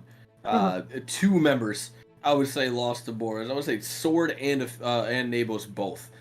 Going Gale Force first into Ash Annie, starting Longsword into Ash Annie instead of any kind of sustainability with D-Blade just would have been so much better for you. Sword going the Righteous Glory, I get that you need some kind of pseudo tank on your team, but Olaf's not the one that should be doing it. This should be J4 100% of the time. Everybody builds full damage J4, and I don't really understand why. That composition didn't really quite work. They needed an actual tank, as you said, and they did not have one, and that ended up causing a lot of problems as the game progressed because Jarvan, the only one who could actually engage. Another solid draft out of the side of Mortals, and this time, as we talked about, it was on them to execute just a little bit better, and execute they did. We're getting caster cursed, Yanni. Every time we say someone has the better draft, the other team wins it. So we'll see what happens going into game 3. Hey, I said Mortals had the better draft. Hold on, pause. Nah, I don't know. We gotta rewind on that one. I don't know. I told you I hated Aphelios Lulu as a pairing, and you're like, nah, that was it. It's fine. It's fine. And it should have been fine, but the spacing from those two champions and it was not fine. Was dog. I don't know what to tell you, Yanni. I'm sorry. We're gonna go into game 3 though. I want to see what these tapes. I want to see what both of these teams cook up for game number 3 because something drastic has to happen on both sides now, and I'm really excited for it. I want to see what lies you're gonna tell. We'll see you soon. What lies I'm gonna tell. See you guys in a bit.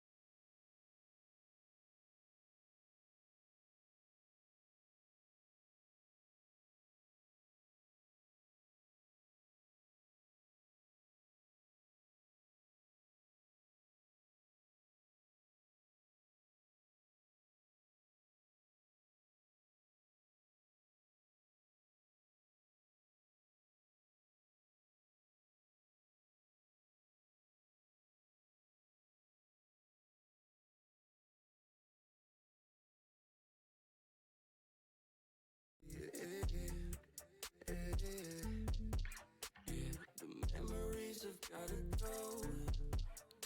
I'm not over it and get jealous. Like I'm about to break it. Never know what to say. But the way that you look at me, I'm so lost that it's all I see. And those eyes are my therapy. Takes me right out of the rain. Takes me right out of the rain. And when life wants to fuck with me, yeah, there's no place I'd rather be.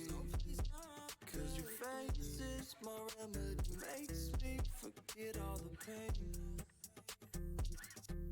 When I can't see straight.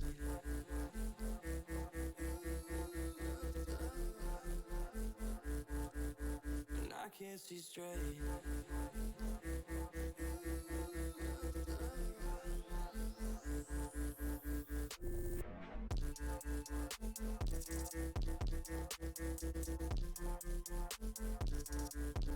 And I can't see straight.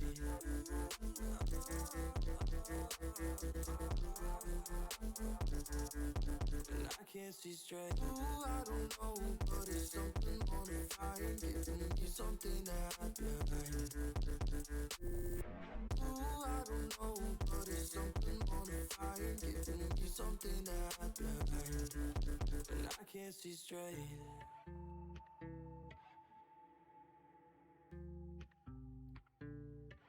When I can't see straight.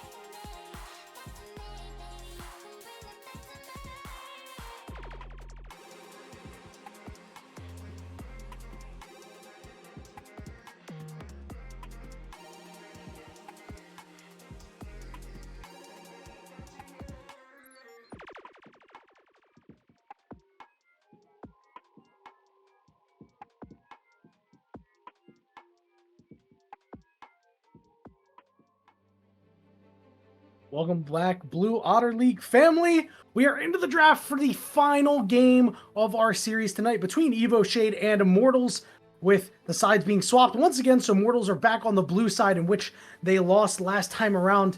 Let's see the differences in this draft. So we have gotten into the draft because remember last time they went to pick away the Jarvan from Evo Shade's jungler, and it did not work out for them. And already we're seeing some adaptations. Definitely didn't. So far, basically the same as we saw in the last one. Pantheon, Wukong, will it be the Seraphine? Jace, Ezreal, will it be the Thresh? Because, like you said, you like Aphelios Thresh, but Thresh was banned in the last one, so It was. that's going to get taken away. This time, Thresh still on the table. They're going to get rid of the Malphite this time around. Mortals, understandably, getting rid of that on blue side here as Evo Shade in game number 1 went to town on it. I wonder if Final ban Mortals... ESC. Yeah, I wonder if Mortals is just going to let Evo Shade have Jarvan this time around. After that last game, we saw that, One Spring Leaf had a really, really good early game. As the game went on, they got less and less effective because of how strong Evo Shade got. Exactly. It was hard for them to really capitalize on anything. Even when there was a mistake, it was hard for them to do anything with it because they were still way underpowered. Mortals now have the option to take J4. I want to see Or to something take crazy things out. in this draft, by the way. I want to see Mortals take I want to see Tryndamere in Senna R3. I want to see Senna Cho. I want to see a Tryndamere. I want to see a Veigar. I want to see a lot. But we're going to see Jarvan for the third straight game. This time it's going to go back over to Immortals. So Scorcher Blaze looking to have a better go-around than their first game. This time around, we'll see if Evo Shade responds in the same way they did in game 1. want to see something like Vigar Alistar, like you said. Oh, Evo Shade. They're Okay, grabbing the this is- Thresh. Are they this- looking for the Aphelios, though? I'm a big fan of this. Now, Have not they been as you listening said. to you? Yeah, as you said, it doesn't matter. It doesn't. We don't know who they're going to pair up with it yet because Aphelios is certainly something on the table that is played by Nabos. So I think that would be a much better pairing, and we would see a greater yield of success. Absolutely would. I think if this is something they're comfortable on, the Thresh, especially because it's been banned 2 games in a row, they're gonna pick Nocturne. Yeah, and you off know the what? Thresh pick. Bro, Nocturne, I don't know if you know, but Nocturne's been a champion that's been rising in some circles. I got I'm buddies with a collegiate coach who has said that like there's been some priority on Nocturne and that he's kind of secret OP. So this is the interesting things I was talking about in this draft fury. This is some cool stuff right here. Immortals, they're gonna go back to what worked in the bot lane, it looks like, as they are going to pick up this Ashe into a Thresh Nocturne is a little sketch though. Yeah, Ashe, a good pick. I mean, it stops any kind of chase, stops any kind of real engage because you just push W on cooldown and it continuously slow people. But we'll see how it ends up working for him. It's a very prominent lane with Heimerdinger, especially as it gets hovered here. Will it get picked up into what it's is the Thresh counter? Thresh It is the Ashe Heimerdinger. It's the Thresh counter, baby. Yeah, that's a really. This is gonna be a fun lane to watch, honestly. But also, No, I've it's sent not. you It's something. gonna be painful. Yeah, Nocturne is very, very strong right now. I've been drafting that for my team because Okay. it is Oh, so you know. You already incredibly know. strong. of Tell a me about champion. the sauce. Yeah, Tell me why. We've been playing Nocturne now for about 3 months. It's been our kind of pocket pick where we go Nocturne and Karthus mid, with Nocturne jungle, usually Shen top. Tell me why. For an all-in, just because Nocturne is free right now. I know a lot of people don't like lethality Nocturne, but Axiom Rush Nocturne, if you're ahead, is insane because you are ulting less than a minute every time if you're getting kills after level 6. They are going Galio, which kind of plays like the Shen. We have seen Mortals banning out Galio every game as well. Mortals banned it on second phase, game 1 and game 2. Now game 3, it gets through on R3. So this is really big for Evo Shade. It seems like they're kind of pulling out the pocket picks, pulling out the things that are most comfortable with them, that they can just come out and try to win a quick game. And this seems like one of those, okay guys, we need to win one, we need to win this game, let's just go ahead and pull out the comp that we want to draft here, is what it's looking like, the way they're prioritizing this, because they haven't picked up an ADC yet. You know, they're playing in an Ashe Heimerdinger, they probably want to play a little bit back. They have AD and Nocturne. Maybe they want to look for AD top because they either played Malphite or Olaf. If they play AD top, they can look for an APC bot lane with the Thresh. I don't know how well that would play out, but maybe something like a Ziggs or a Vigar, you know, to poke from afar, and outrange the Ashe Heimerdinger. You know, throw Ziggs bombs at Heimerdinger turrets to just completely stop them in their tracks before they're able to do anything. I think would be a bit of a smart route for them to go. Yeah, there are a ton of options. You can see Mortals in the second half of their bans wisely taking away the best pairings with Thresh. So Evo Shade is going to have to get a little creative. They go with Caitlyn. You know, it's not as great. They're not going to be able to be as aggressive as you would with a Caitlyn Lux, but plenty of range, which is perfect against the Ashe Heimerdinger, and should be able to get a lot of space in these fights with the Nocturne Galio combo. And now we'll have to see the ball is back in Immortals' court. Let's see if they're going to run back their carries, because last game, it was perfect. You could already see the Camille hover coming out. It worked so well last time around. I'm not going to be surprised to see them pick it up. And let's see if they're just going to go back to the victor here. It has been working. It has made a noticeable impact in this game. And you can see a couple of different hovers coming out here. This makes a lot of things interesting, but we see the Victor hover. You know, at this point, I think we might just lock it in. Yone, though, another solid option, but Heimerdinger would be your only magic damage source, which could create a couple of problems. We're going to see the time finally wind down, and that victor will be locked in to nobody's surprise, really. So this is a very similar Mortals composition than we saw from the last game. Yeah, my main issue that I'm seeing here that I'm just kind of realizing, Camille was picked as a counter into the Olaf. Now that it's a blind pick, it leaves up Jax. I was getting ready to say, Jax is wide open. I realized he was not banned because they prioed 2 ADs.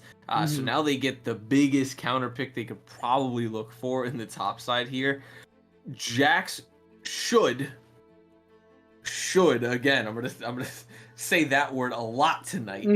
Should win this fight. Should scale just about as much, if not more, than Camille.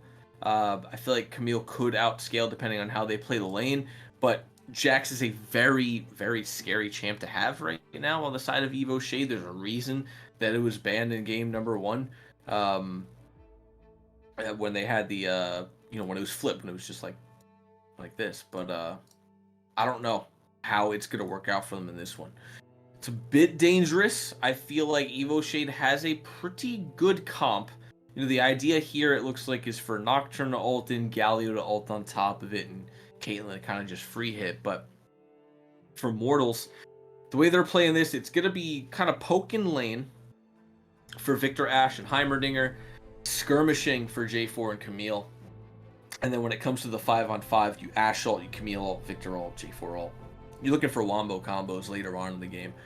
That's going to be a big decider on how this game is played, how the ebb and flow is played throughout it. So I'm interested to see how Mortals play the early game. I really, really want to see some more movement out of Scorcher Blaze on the J4 in this game, as opposed to what we saw in game number 1. I want to see him cheese level 1, level 2, or level 2, level 3, and go immediately either top or mid. I don't want to see blue to red again. Yeah, and this needs to be different from Scorcher Blaze this time around if Mortals want to win this game. I'm going to talk a little bit about the mid-jungle duos here. Jarvan Victor has a little bit of power on them, but I feel like Nocturne Galio has so much more potential for those two, especially with the fact that Galio can make sure that Jarvan's got nowhere to go and Nocturne packs a solid amount of damage. That said, though, taking a look at the Evo Shade composition, it feels like that as the game goes on, it's the Jax versus the Camille and the Victor. It just feels like late game threats go the way of Evo Shade. The question is, do Mortals have the early game pressure out of this Ashe Heimerdinger to kind of offset what Nocturne Galio and Caitlyn can do in that time of the game around that 20-minute mark? The only thing is with that, it's going to be a little bit hard for Ashe and Heimerdinger to survive after close to the 10-minute mark, because Ashe Heimerdinger is constantly pushing. They want to just auto push, but you don't want to auto push against the Nocturne, right? You're going to be under tower, he's going to push R. You have zero form of escape. Heimerdinger, sure, he can throw a stun, he can throw a grenade real quick, but is he going to stop Nocturne from ulting your ADC? Are you going to be able to out? He's got the spell shield Nocturne? too. You do. You have spell shield. And then he gets, as soon as that gets procced, he gets movement speed and attack speed.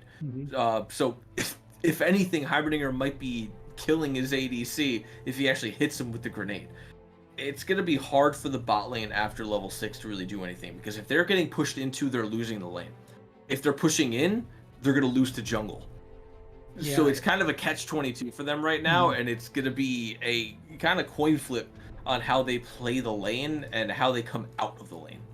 It'll be up to Scorcher Blaze to kind of wait in the wings there to potentially counter gank the Nocturne ultimates. But pre-Nocturne 6, Ashe Heimerdinger should have their way with this lane. This Thresh is going to be in a lot of trouble. And the question is, you saw what happened in last game with the support of Evo Shade Toyin going down early. Are we going to see something similar, a kill as soon as these guys get in the lane? I would hope not. I don't think any of these lanes really should be getting kills super quickly. Maybe Camille versus Jax. I'd like to see just a little bit more proactivity come from Evo Shade. Like I said in the last game, he was pushing very well. They were getting under tower, but you didn't kill Camille at all. You kind of just let her free farm into the late game. You never took advantage of the small lead you had early. Because she just wasn't getting ganked, and they were more focused on the bot side. So maybe we see a kill come out here early from the Jax. I want to see it happen. However, we may just see a bunch of back and forth skirmishing with no actual kills for a couple minutes. Yep, and eventually the pressure cooker is going to have to break. This Camille or this Jax, they're going to break out. It's a matter of who does it and for what team, as we're going into our final game of the evening with Mortals and Evo Shade doing battle. The winner could mean so much for the bottom half of the league. Mortals looking to get their first win of the season, and Evo Shade looking to separate themselves from the bottom of the pack.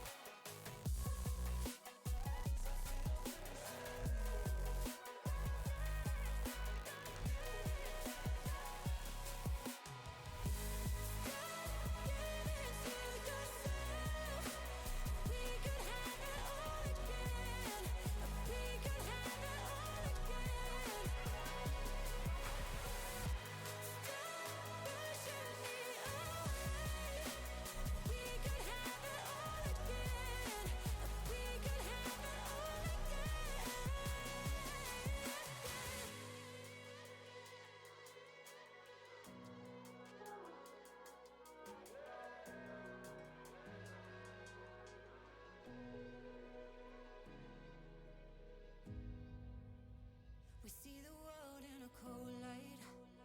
It isn't much, but it's all we needed. It's all we needed. With everything in its right place. Don't push away, 'cause it's all we needed. To control and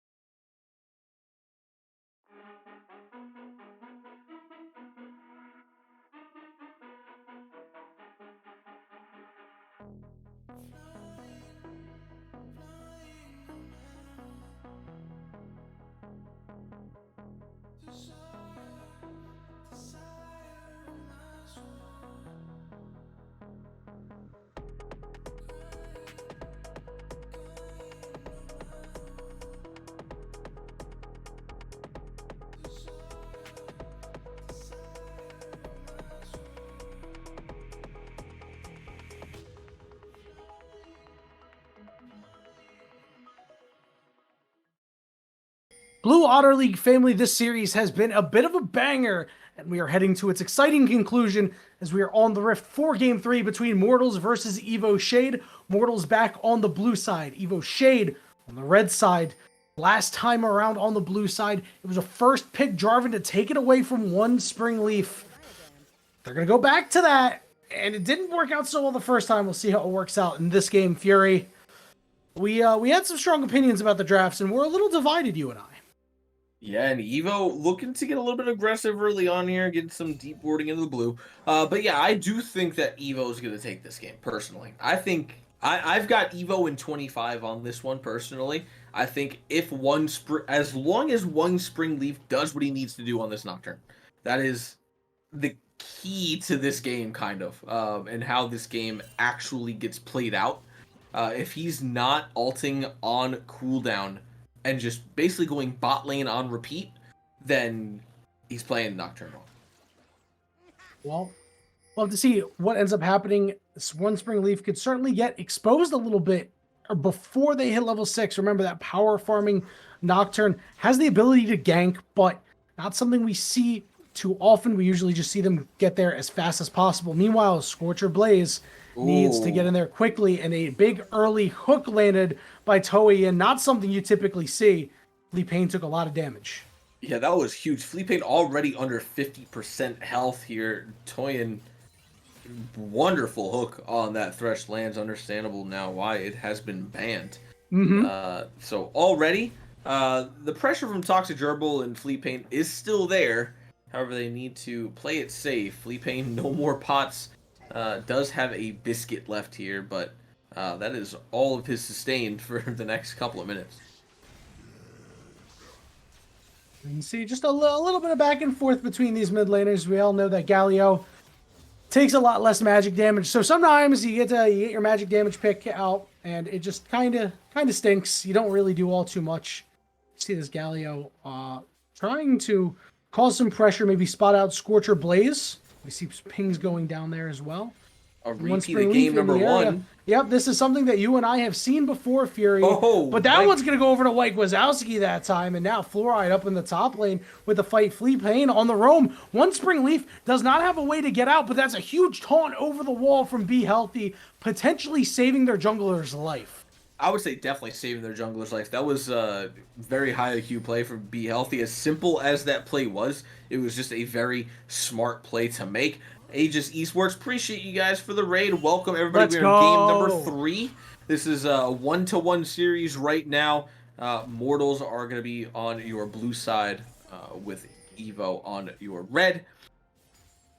Not a whole lot going on in this game just yet, though, but it has been a little bit hectic so far. Yeah. There's been at least some teams scrapping here, which, you'll love to see. Obviously, there are some times where just farming until the pressure builds and a team fight happens is really fun, but also when you see poke like this, just going back and forth, the teams, kind of jabbing at each other a bit, makes for some of the best entertainment here. And this game, we weren't quite sure how it was going to go. A lot of people picking EVO to win this series, myself included, on Otter Talk. And this series has delivered. It's gone to 3 games. We've gone the distance here. Be Healthy stole it. Oh man, that's tilting, bro. Scorcher Blaze just on this Jarvan has not had a good time at all. He has not. It's 2 games in a row too. Like He's in this game, bullied. we wanted him to gank early, but yet again, one Spring Leaf. He finds him on the Raptors this time around rather than the red. Bullies him off of it. Scorcher has not been able to gank early on this J4 at all. He's a level down of one Spring Leaf right now. Not a great start. Once we leave in his jungle, we see Be Healthy actually hovering on the top side for this as well. Really good macro play coming through. Yeah, this Jarvan right now is the nerd getting stuffed into the locker by the bullies. It is just not their game. You can see a hook landing, forcing a cleanse out of Toxic Gerbil. The Flay not quite into the trap, but Toxic Gerbil too low to get in. That means Fleet Pain is going to take a lot on the way out. Yeah, Namos and Toyin basically playing in a losing... That's upsetting. Well, why do you do that? I don't know. I wonder if that was intentional. I haven't heard a disconnect or anything like that. Yeah, there's no pauses that came through. I feel like maybe Wyke was like just walking and then looked away. I'm not sure.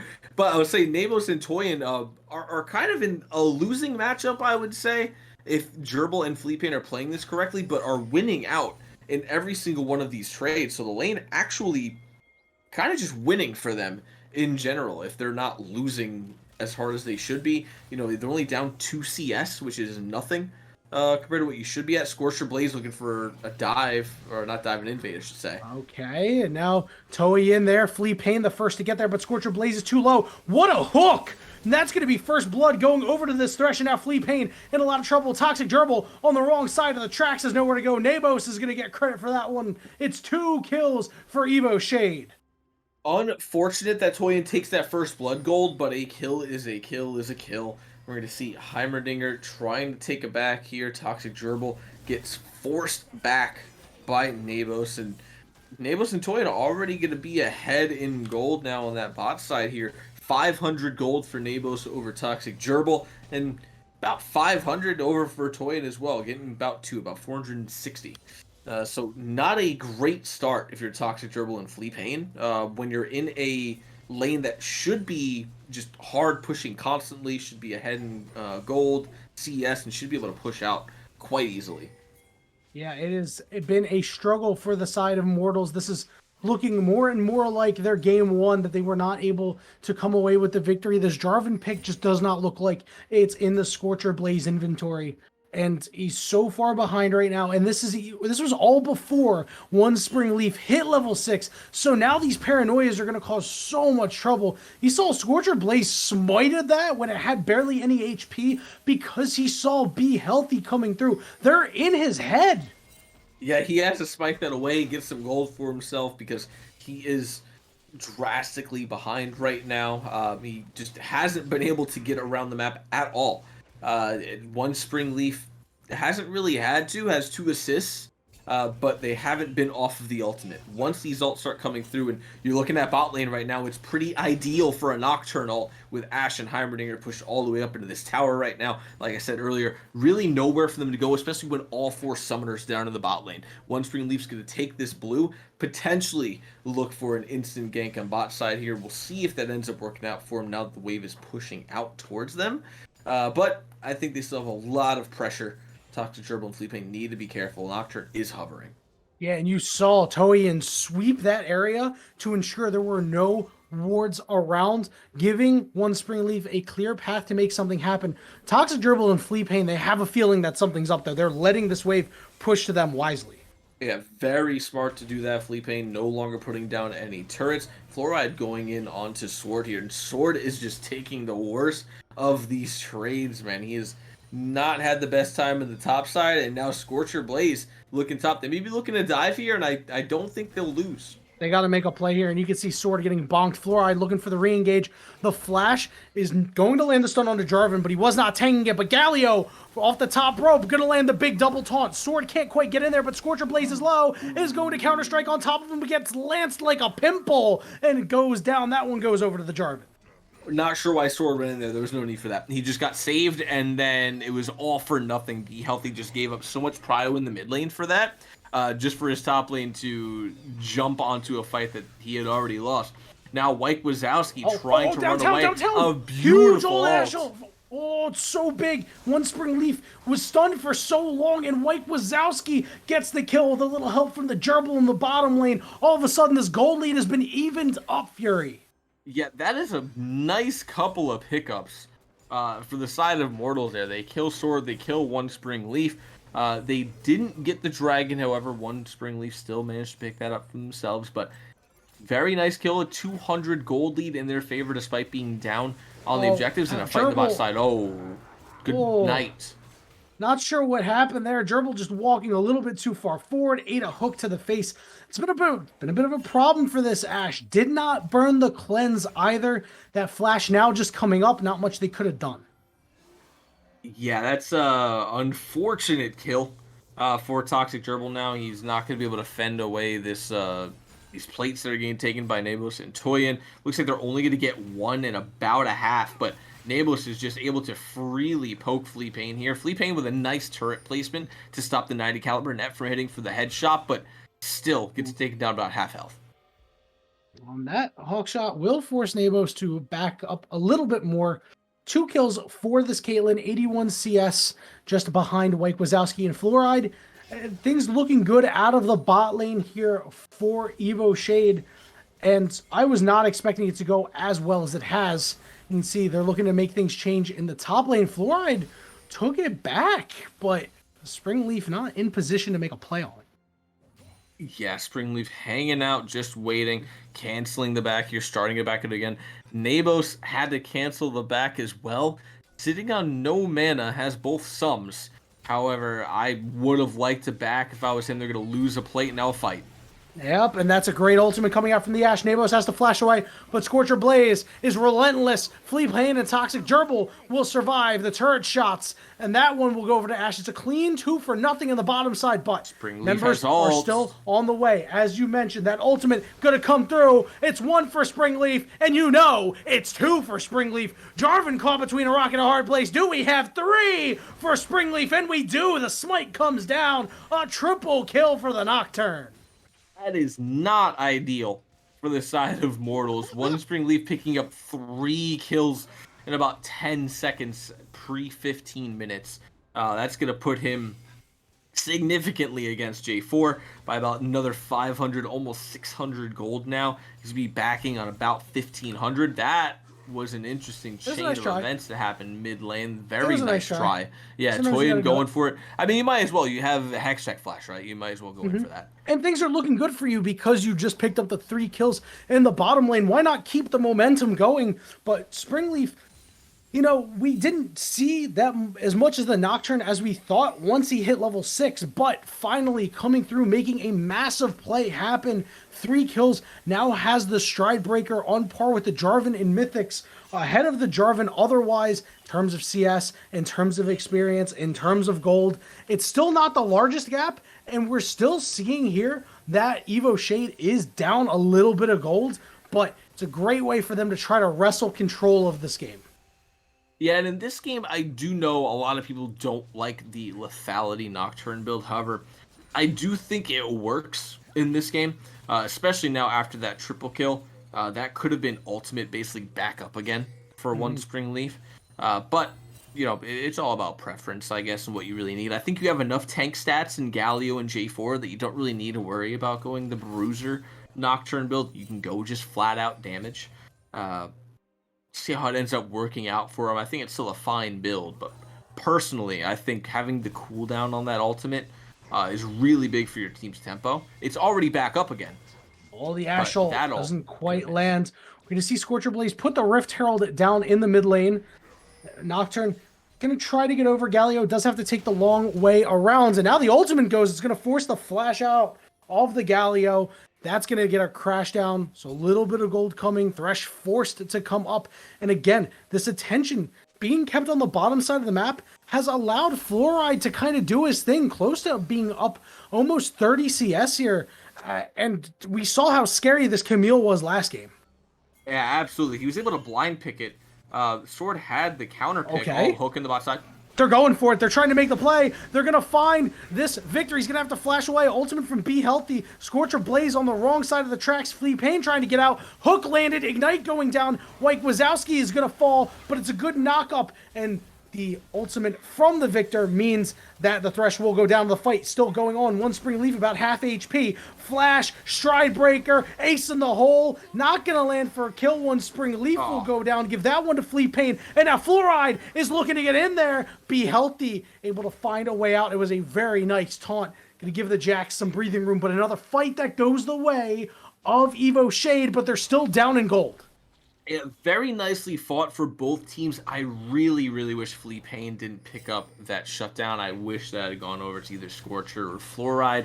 One of the main carries in this that isn't kind of just getting bullied out of their lane right now. Especially if it was Fluoride, because the way he's ahead right now and being able to bully This Sword is a problem. is really good. Scorcher. Hook I'm doesn't just going to land. give that up. Oh, there's the ultimate from downtown. Toxic Gerbil has put in so much work with those Ash ultimates, and this means that Thresh is dead, and that is going to be a kill for this Camille. They are going to trade over a tower in the top side for it, however. A very nice kill for Fluoride. Going to be able to get him back here on about 1,600 gold. Same for J4 Scorcher Blaze back in about the same amount of gold when he does decide to back here. So overall, kind of going even on the trades. They go first tower for second Drake and a couple of kills, but overall only a 400 gold lead right now for Immortals. Not out of the woods just yet. They're kind of want to scale a little bit more, but at the same time not scale. As weird as this sounds, there's a lot of champs in this game that scale to the end game and fall off in the mid game. You have J4 that kind of falls off, still has just R for that, but you have Nocturne that falls off counterably to that. Galio is just going to scale forever. Victor's going to scale forever. So I'm not entirely sure where the breaking point is for both of these teams on where they want to end the game at. But both teams kind of want to end at the same time. And right now, it looks like Immortals is pretty happy with the way the game has progressed. A second Rift Herald in the inventory of Scorcher Blaze. Big CS leads in the top and mid lanes. Exactly what you wanted if you are a fan of Mortals. The gold lead, only about 500 right now, but any of these fights that break out could tilt the game in one team's favor. And Mortals looking pretty good right now on their setups here. They're kind of forcing EVO into uncomfortable positions. They're forced to rotate around the map. And this is kind of where they fell off in the last game as well. EVO had a very, very good early game. And then into the mid game, the late mid game, is kind of where they started falling apart in terms of movement, positioning, macro. They just kind of started to look out of their element, and they let Mortals dictate the pace of the game. As Mortals are able to continually do that in this game, they should be able to close out this game in a pretty fashionable state as they did in the last one. Oh, Flea Pain. Just barely missing that death sentence, and if that landed, it probably would have been a death sentence with Springleaf here on the bottom side.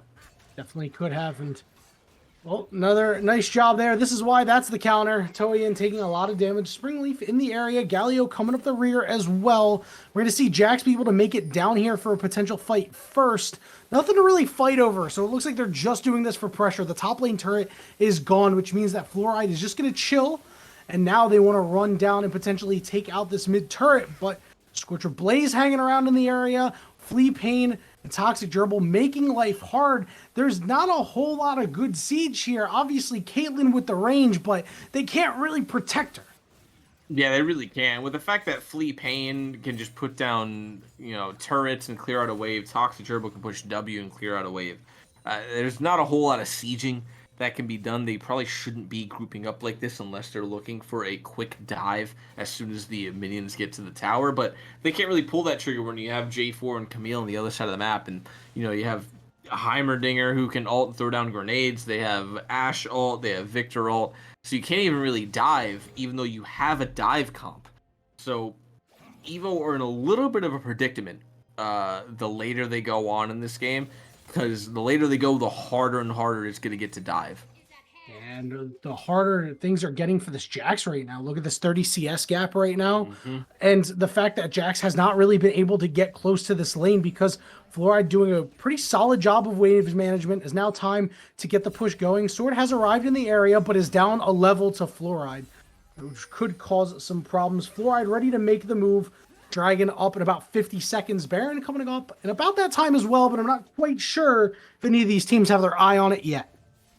I can't imagine they would. I'm not sure any team really has the damage output to be able to take a Baron safely unless they look for a all-in. Oh, this could be a big pick. This is going to be a big double taunt too. Nabos has joined the party and down goes Flea Pain. Scorcher Blaze forced off down to about half HP. The Ashe ultimate just barely misses Nabos. Where is the hitbox when you need it, Toxic Gerbil?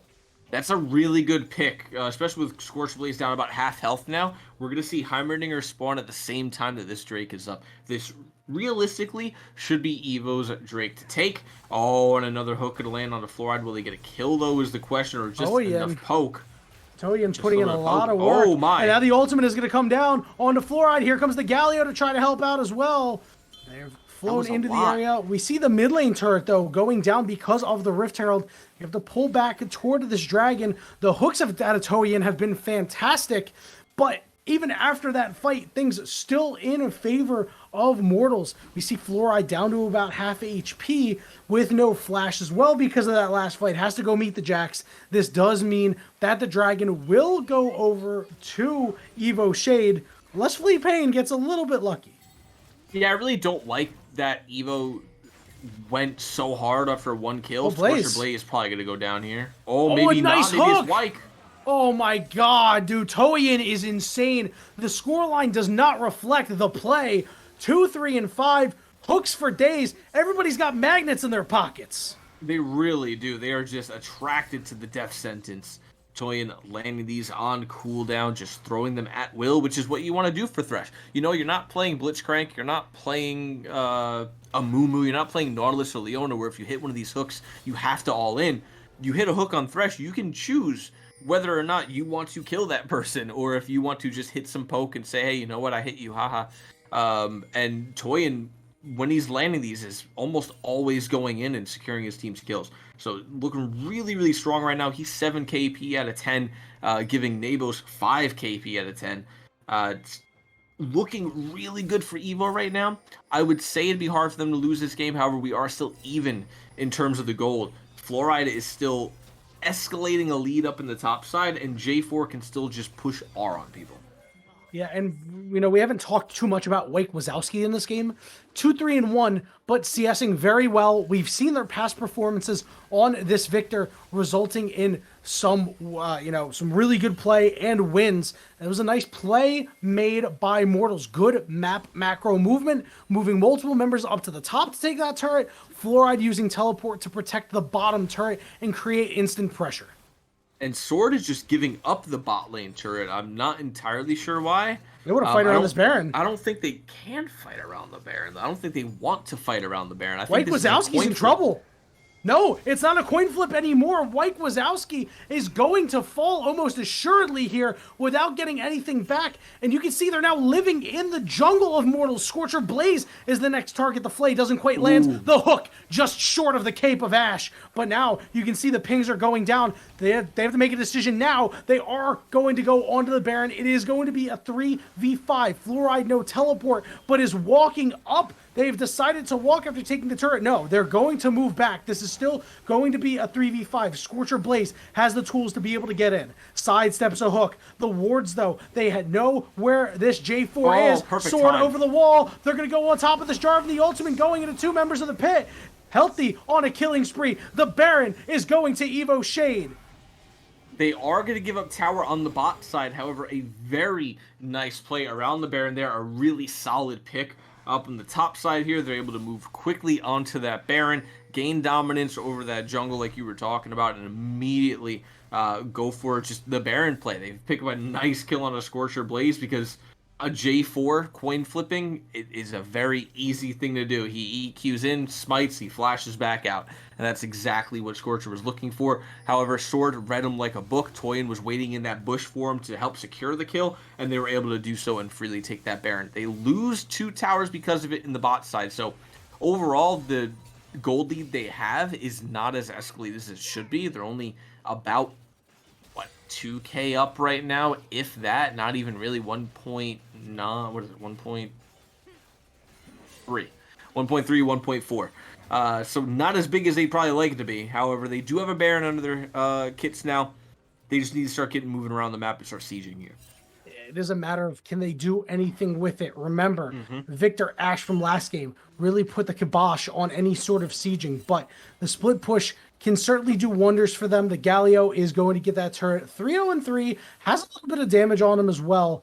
So this Baron so far netting them 1 turret, but I'm not sure how well they're going to be able to do. Camille got a lot off of that, although they're in their own jungle when they really shouldn't be. Philly Payne has been caught out. They have to flash away. Scorcher Blaze could potentially be in trouble, but looks like should be able to walk out. The hook lands, but how much damage on the way back? Toxic Gerbil looking to hit. Look at the Jarvan ultimate. White Wazowski is in the area as well, causing problems. On the back line, it's Fluoride in a 2v1, ripping down, no HP left, and now Sword has taken over the fight. Level 14, but Toxic Gerbil, full HP. Do they have the vision to flash forward? The taunt does not land, and Be Healthy has to find a way out. It's a 3-for-2 overall in favor of EVO Shade.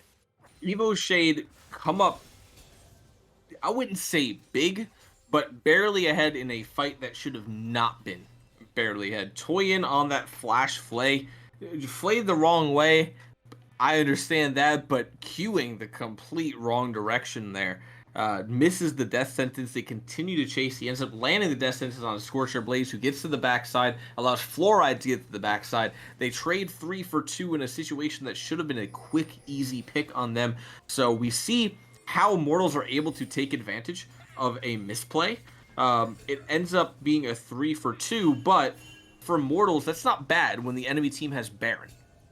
You see the teleport come out. Toxic Gerbil not full HP for this fight. Could be a problem. We're going to see Jax match the teleport.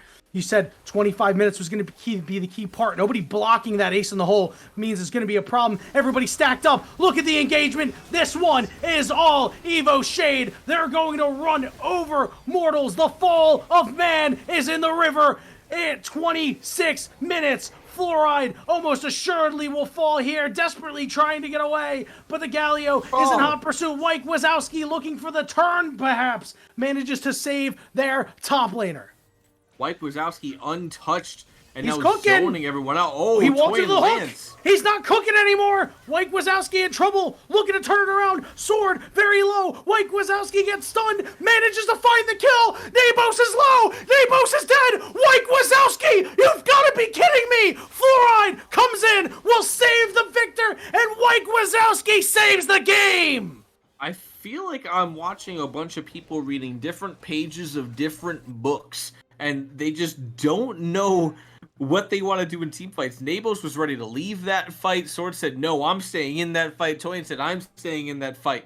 And they end up losing the fight overall. However, still down slightly in gold, but what went from a slight loss to them on a team fight went to a big win from them on a team fight immediately after. They're able to get the Drake. They're only down about 300 gold right now, but they are definitely still in this game. This game is far from over, Fury. 18 to 14 in kills. Don't watch that. Look at the gold differential. 2 dragons apiece. These teams embroiled in a heated matchup. Mortals desperately trying to find their first series win of the season, looking to build on the momentum of their Game 2 victory. They finally broke the streak, and White Wazowski puts on the carry pants. You need to have a player that's got that dog in him. I had this discussion with a collegiate coach the other day, and White Wazowski is that guy. He's him. Not only that, but Fluoride as well. Fluoride having the time of his life on these 2 games of Camille. This game, no different than the last one. 3 items to Sword's 2.5. He's able to easily get onto the backside, take advantage of any kind of misplay, any kind of misposition from the side of EVO, and blow up whoever he wants to. He just gets to the backline and picks a target and then kills them. So unless Fluoride is dealt with, then he's just going to be a menace. And White Wazowski being able to just push R and freely do damage is not looking great for EVO either, because it's really only 2 people on the side of Mortals that are doing damage, and J4 is just pushing R to keep them locked up. Ash is pushing R to keep them CC'd. They're not really doing damage, they are just CC bots. Oh my god, Toyin, you had 7 targets to choose from. Oh, and he misses every single one of them, flashes away, and dies anyway. A huge pick, and the Baron has just spawned a gaff from Toyin, who's played a pretty solid game up to that point.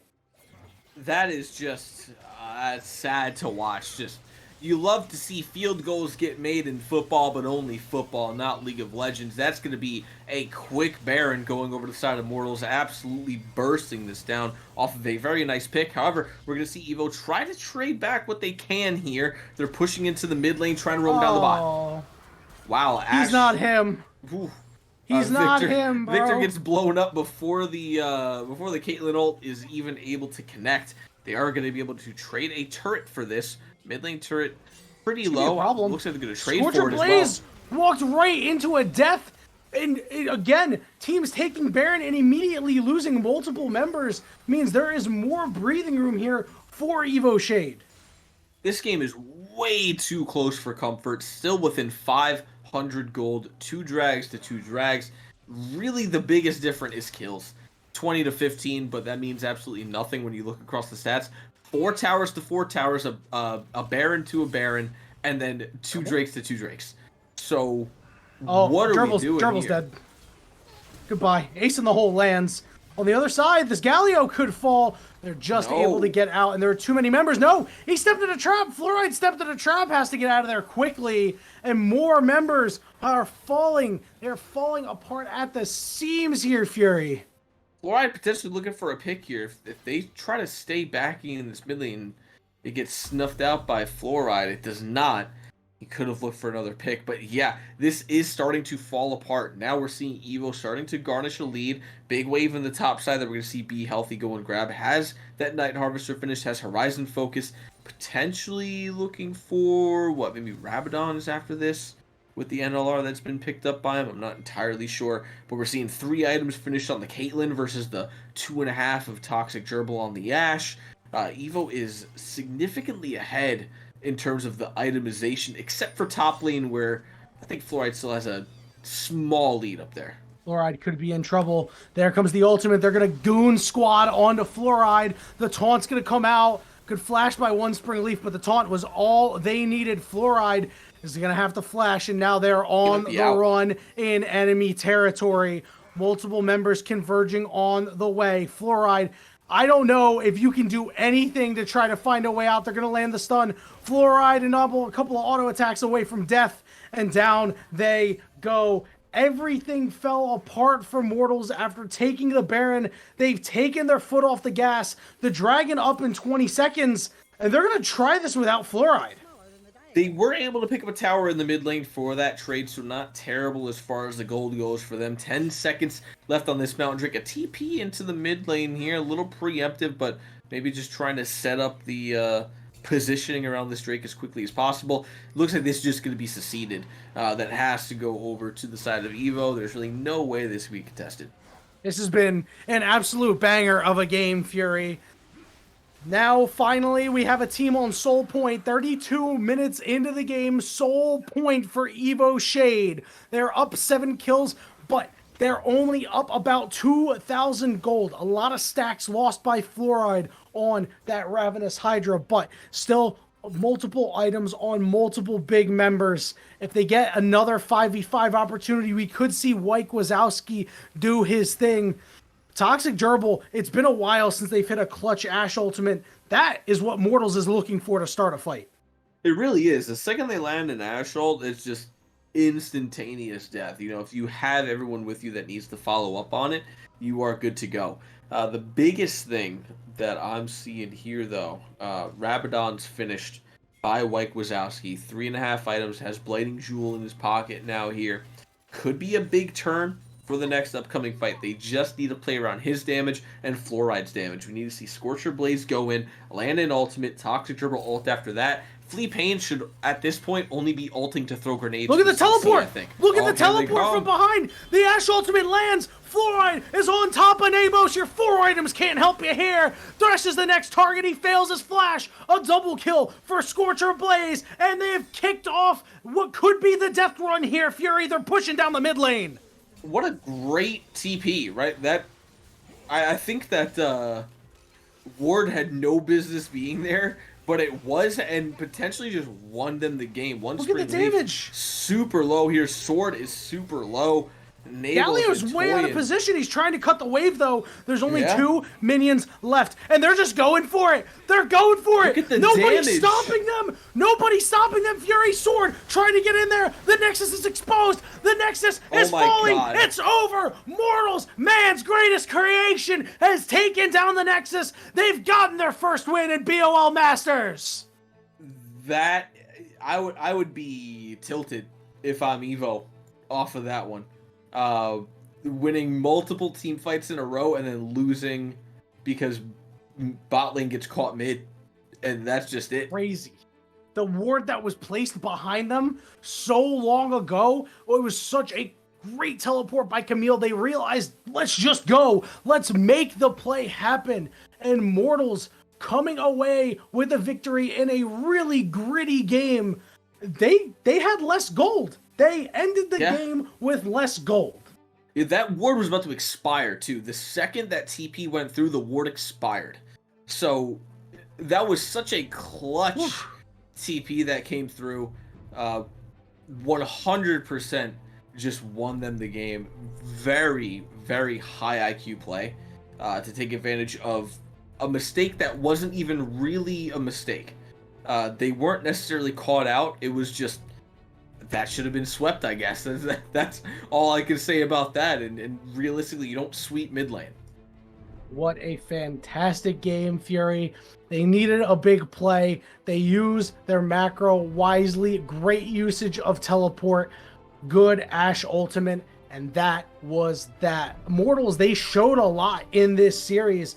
I think everybody had discounted them really after their 0-3 start. Again, we saw on Otter Talk, they were regularly ranked last by most members. I, of course, amended them ahead of today's game, and I was pretty wise to do so. Now 1-3, still near the bottom of the standings, but plenty of room to climb, and this is something that they can definitely build off of as they look to maybe get themselves closer to a playoff spot. Obviously, we're only in week 4, but next week is the halfway point of the league, yeah? Yeah, next week it's a kind of do or die. Like even with this win, depending on everybody else's standings after tonight and after it looks like next week, they could still easily be out of it. But definitely everybody's still holding on. Even the top could still get kicked out depending on how it looks. But I think tonight shows how well mortals can play when they're actually on the same page and they play to their comfort. The Camille, I think, needs to get permanently banned against Fluoride now.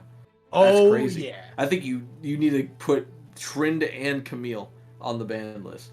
Oh, yeah. This top laner has shown quite a bit. Fluoride really putting in work, a large part in why Mortals took the victory. Fluoride and Wyke Wazowski putting in so much work in their victories, and Wyke Wazowski keeping it together in their loss, at least giving them a chance, was really impressive. And this was a BOL banger, my friend. It was a really fun game, and I hope that everybody enjoyed. But that is all we have for this evening. Just one sick best of 3. But if you're not sick of Blue Otter League best of 3 action, we got Platinum coming tomorrow at 8 o'clock Eastern. I don't know who's playing, but I'm sure we'll find out at some point. And when you show up at 8 p.m. Eastern, you'll know who's playing.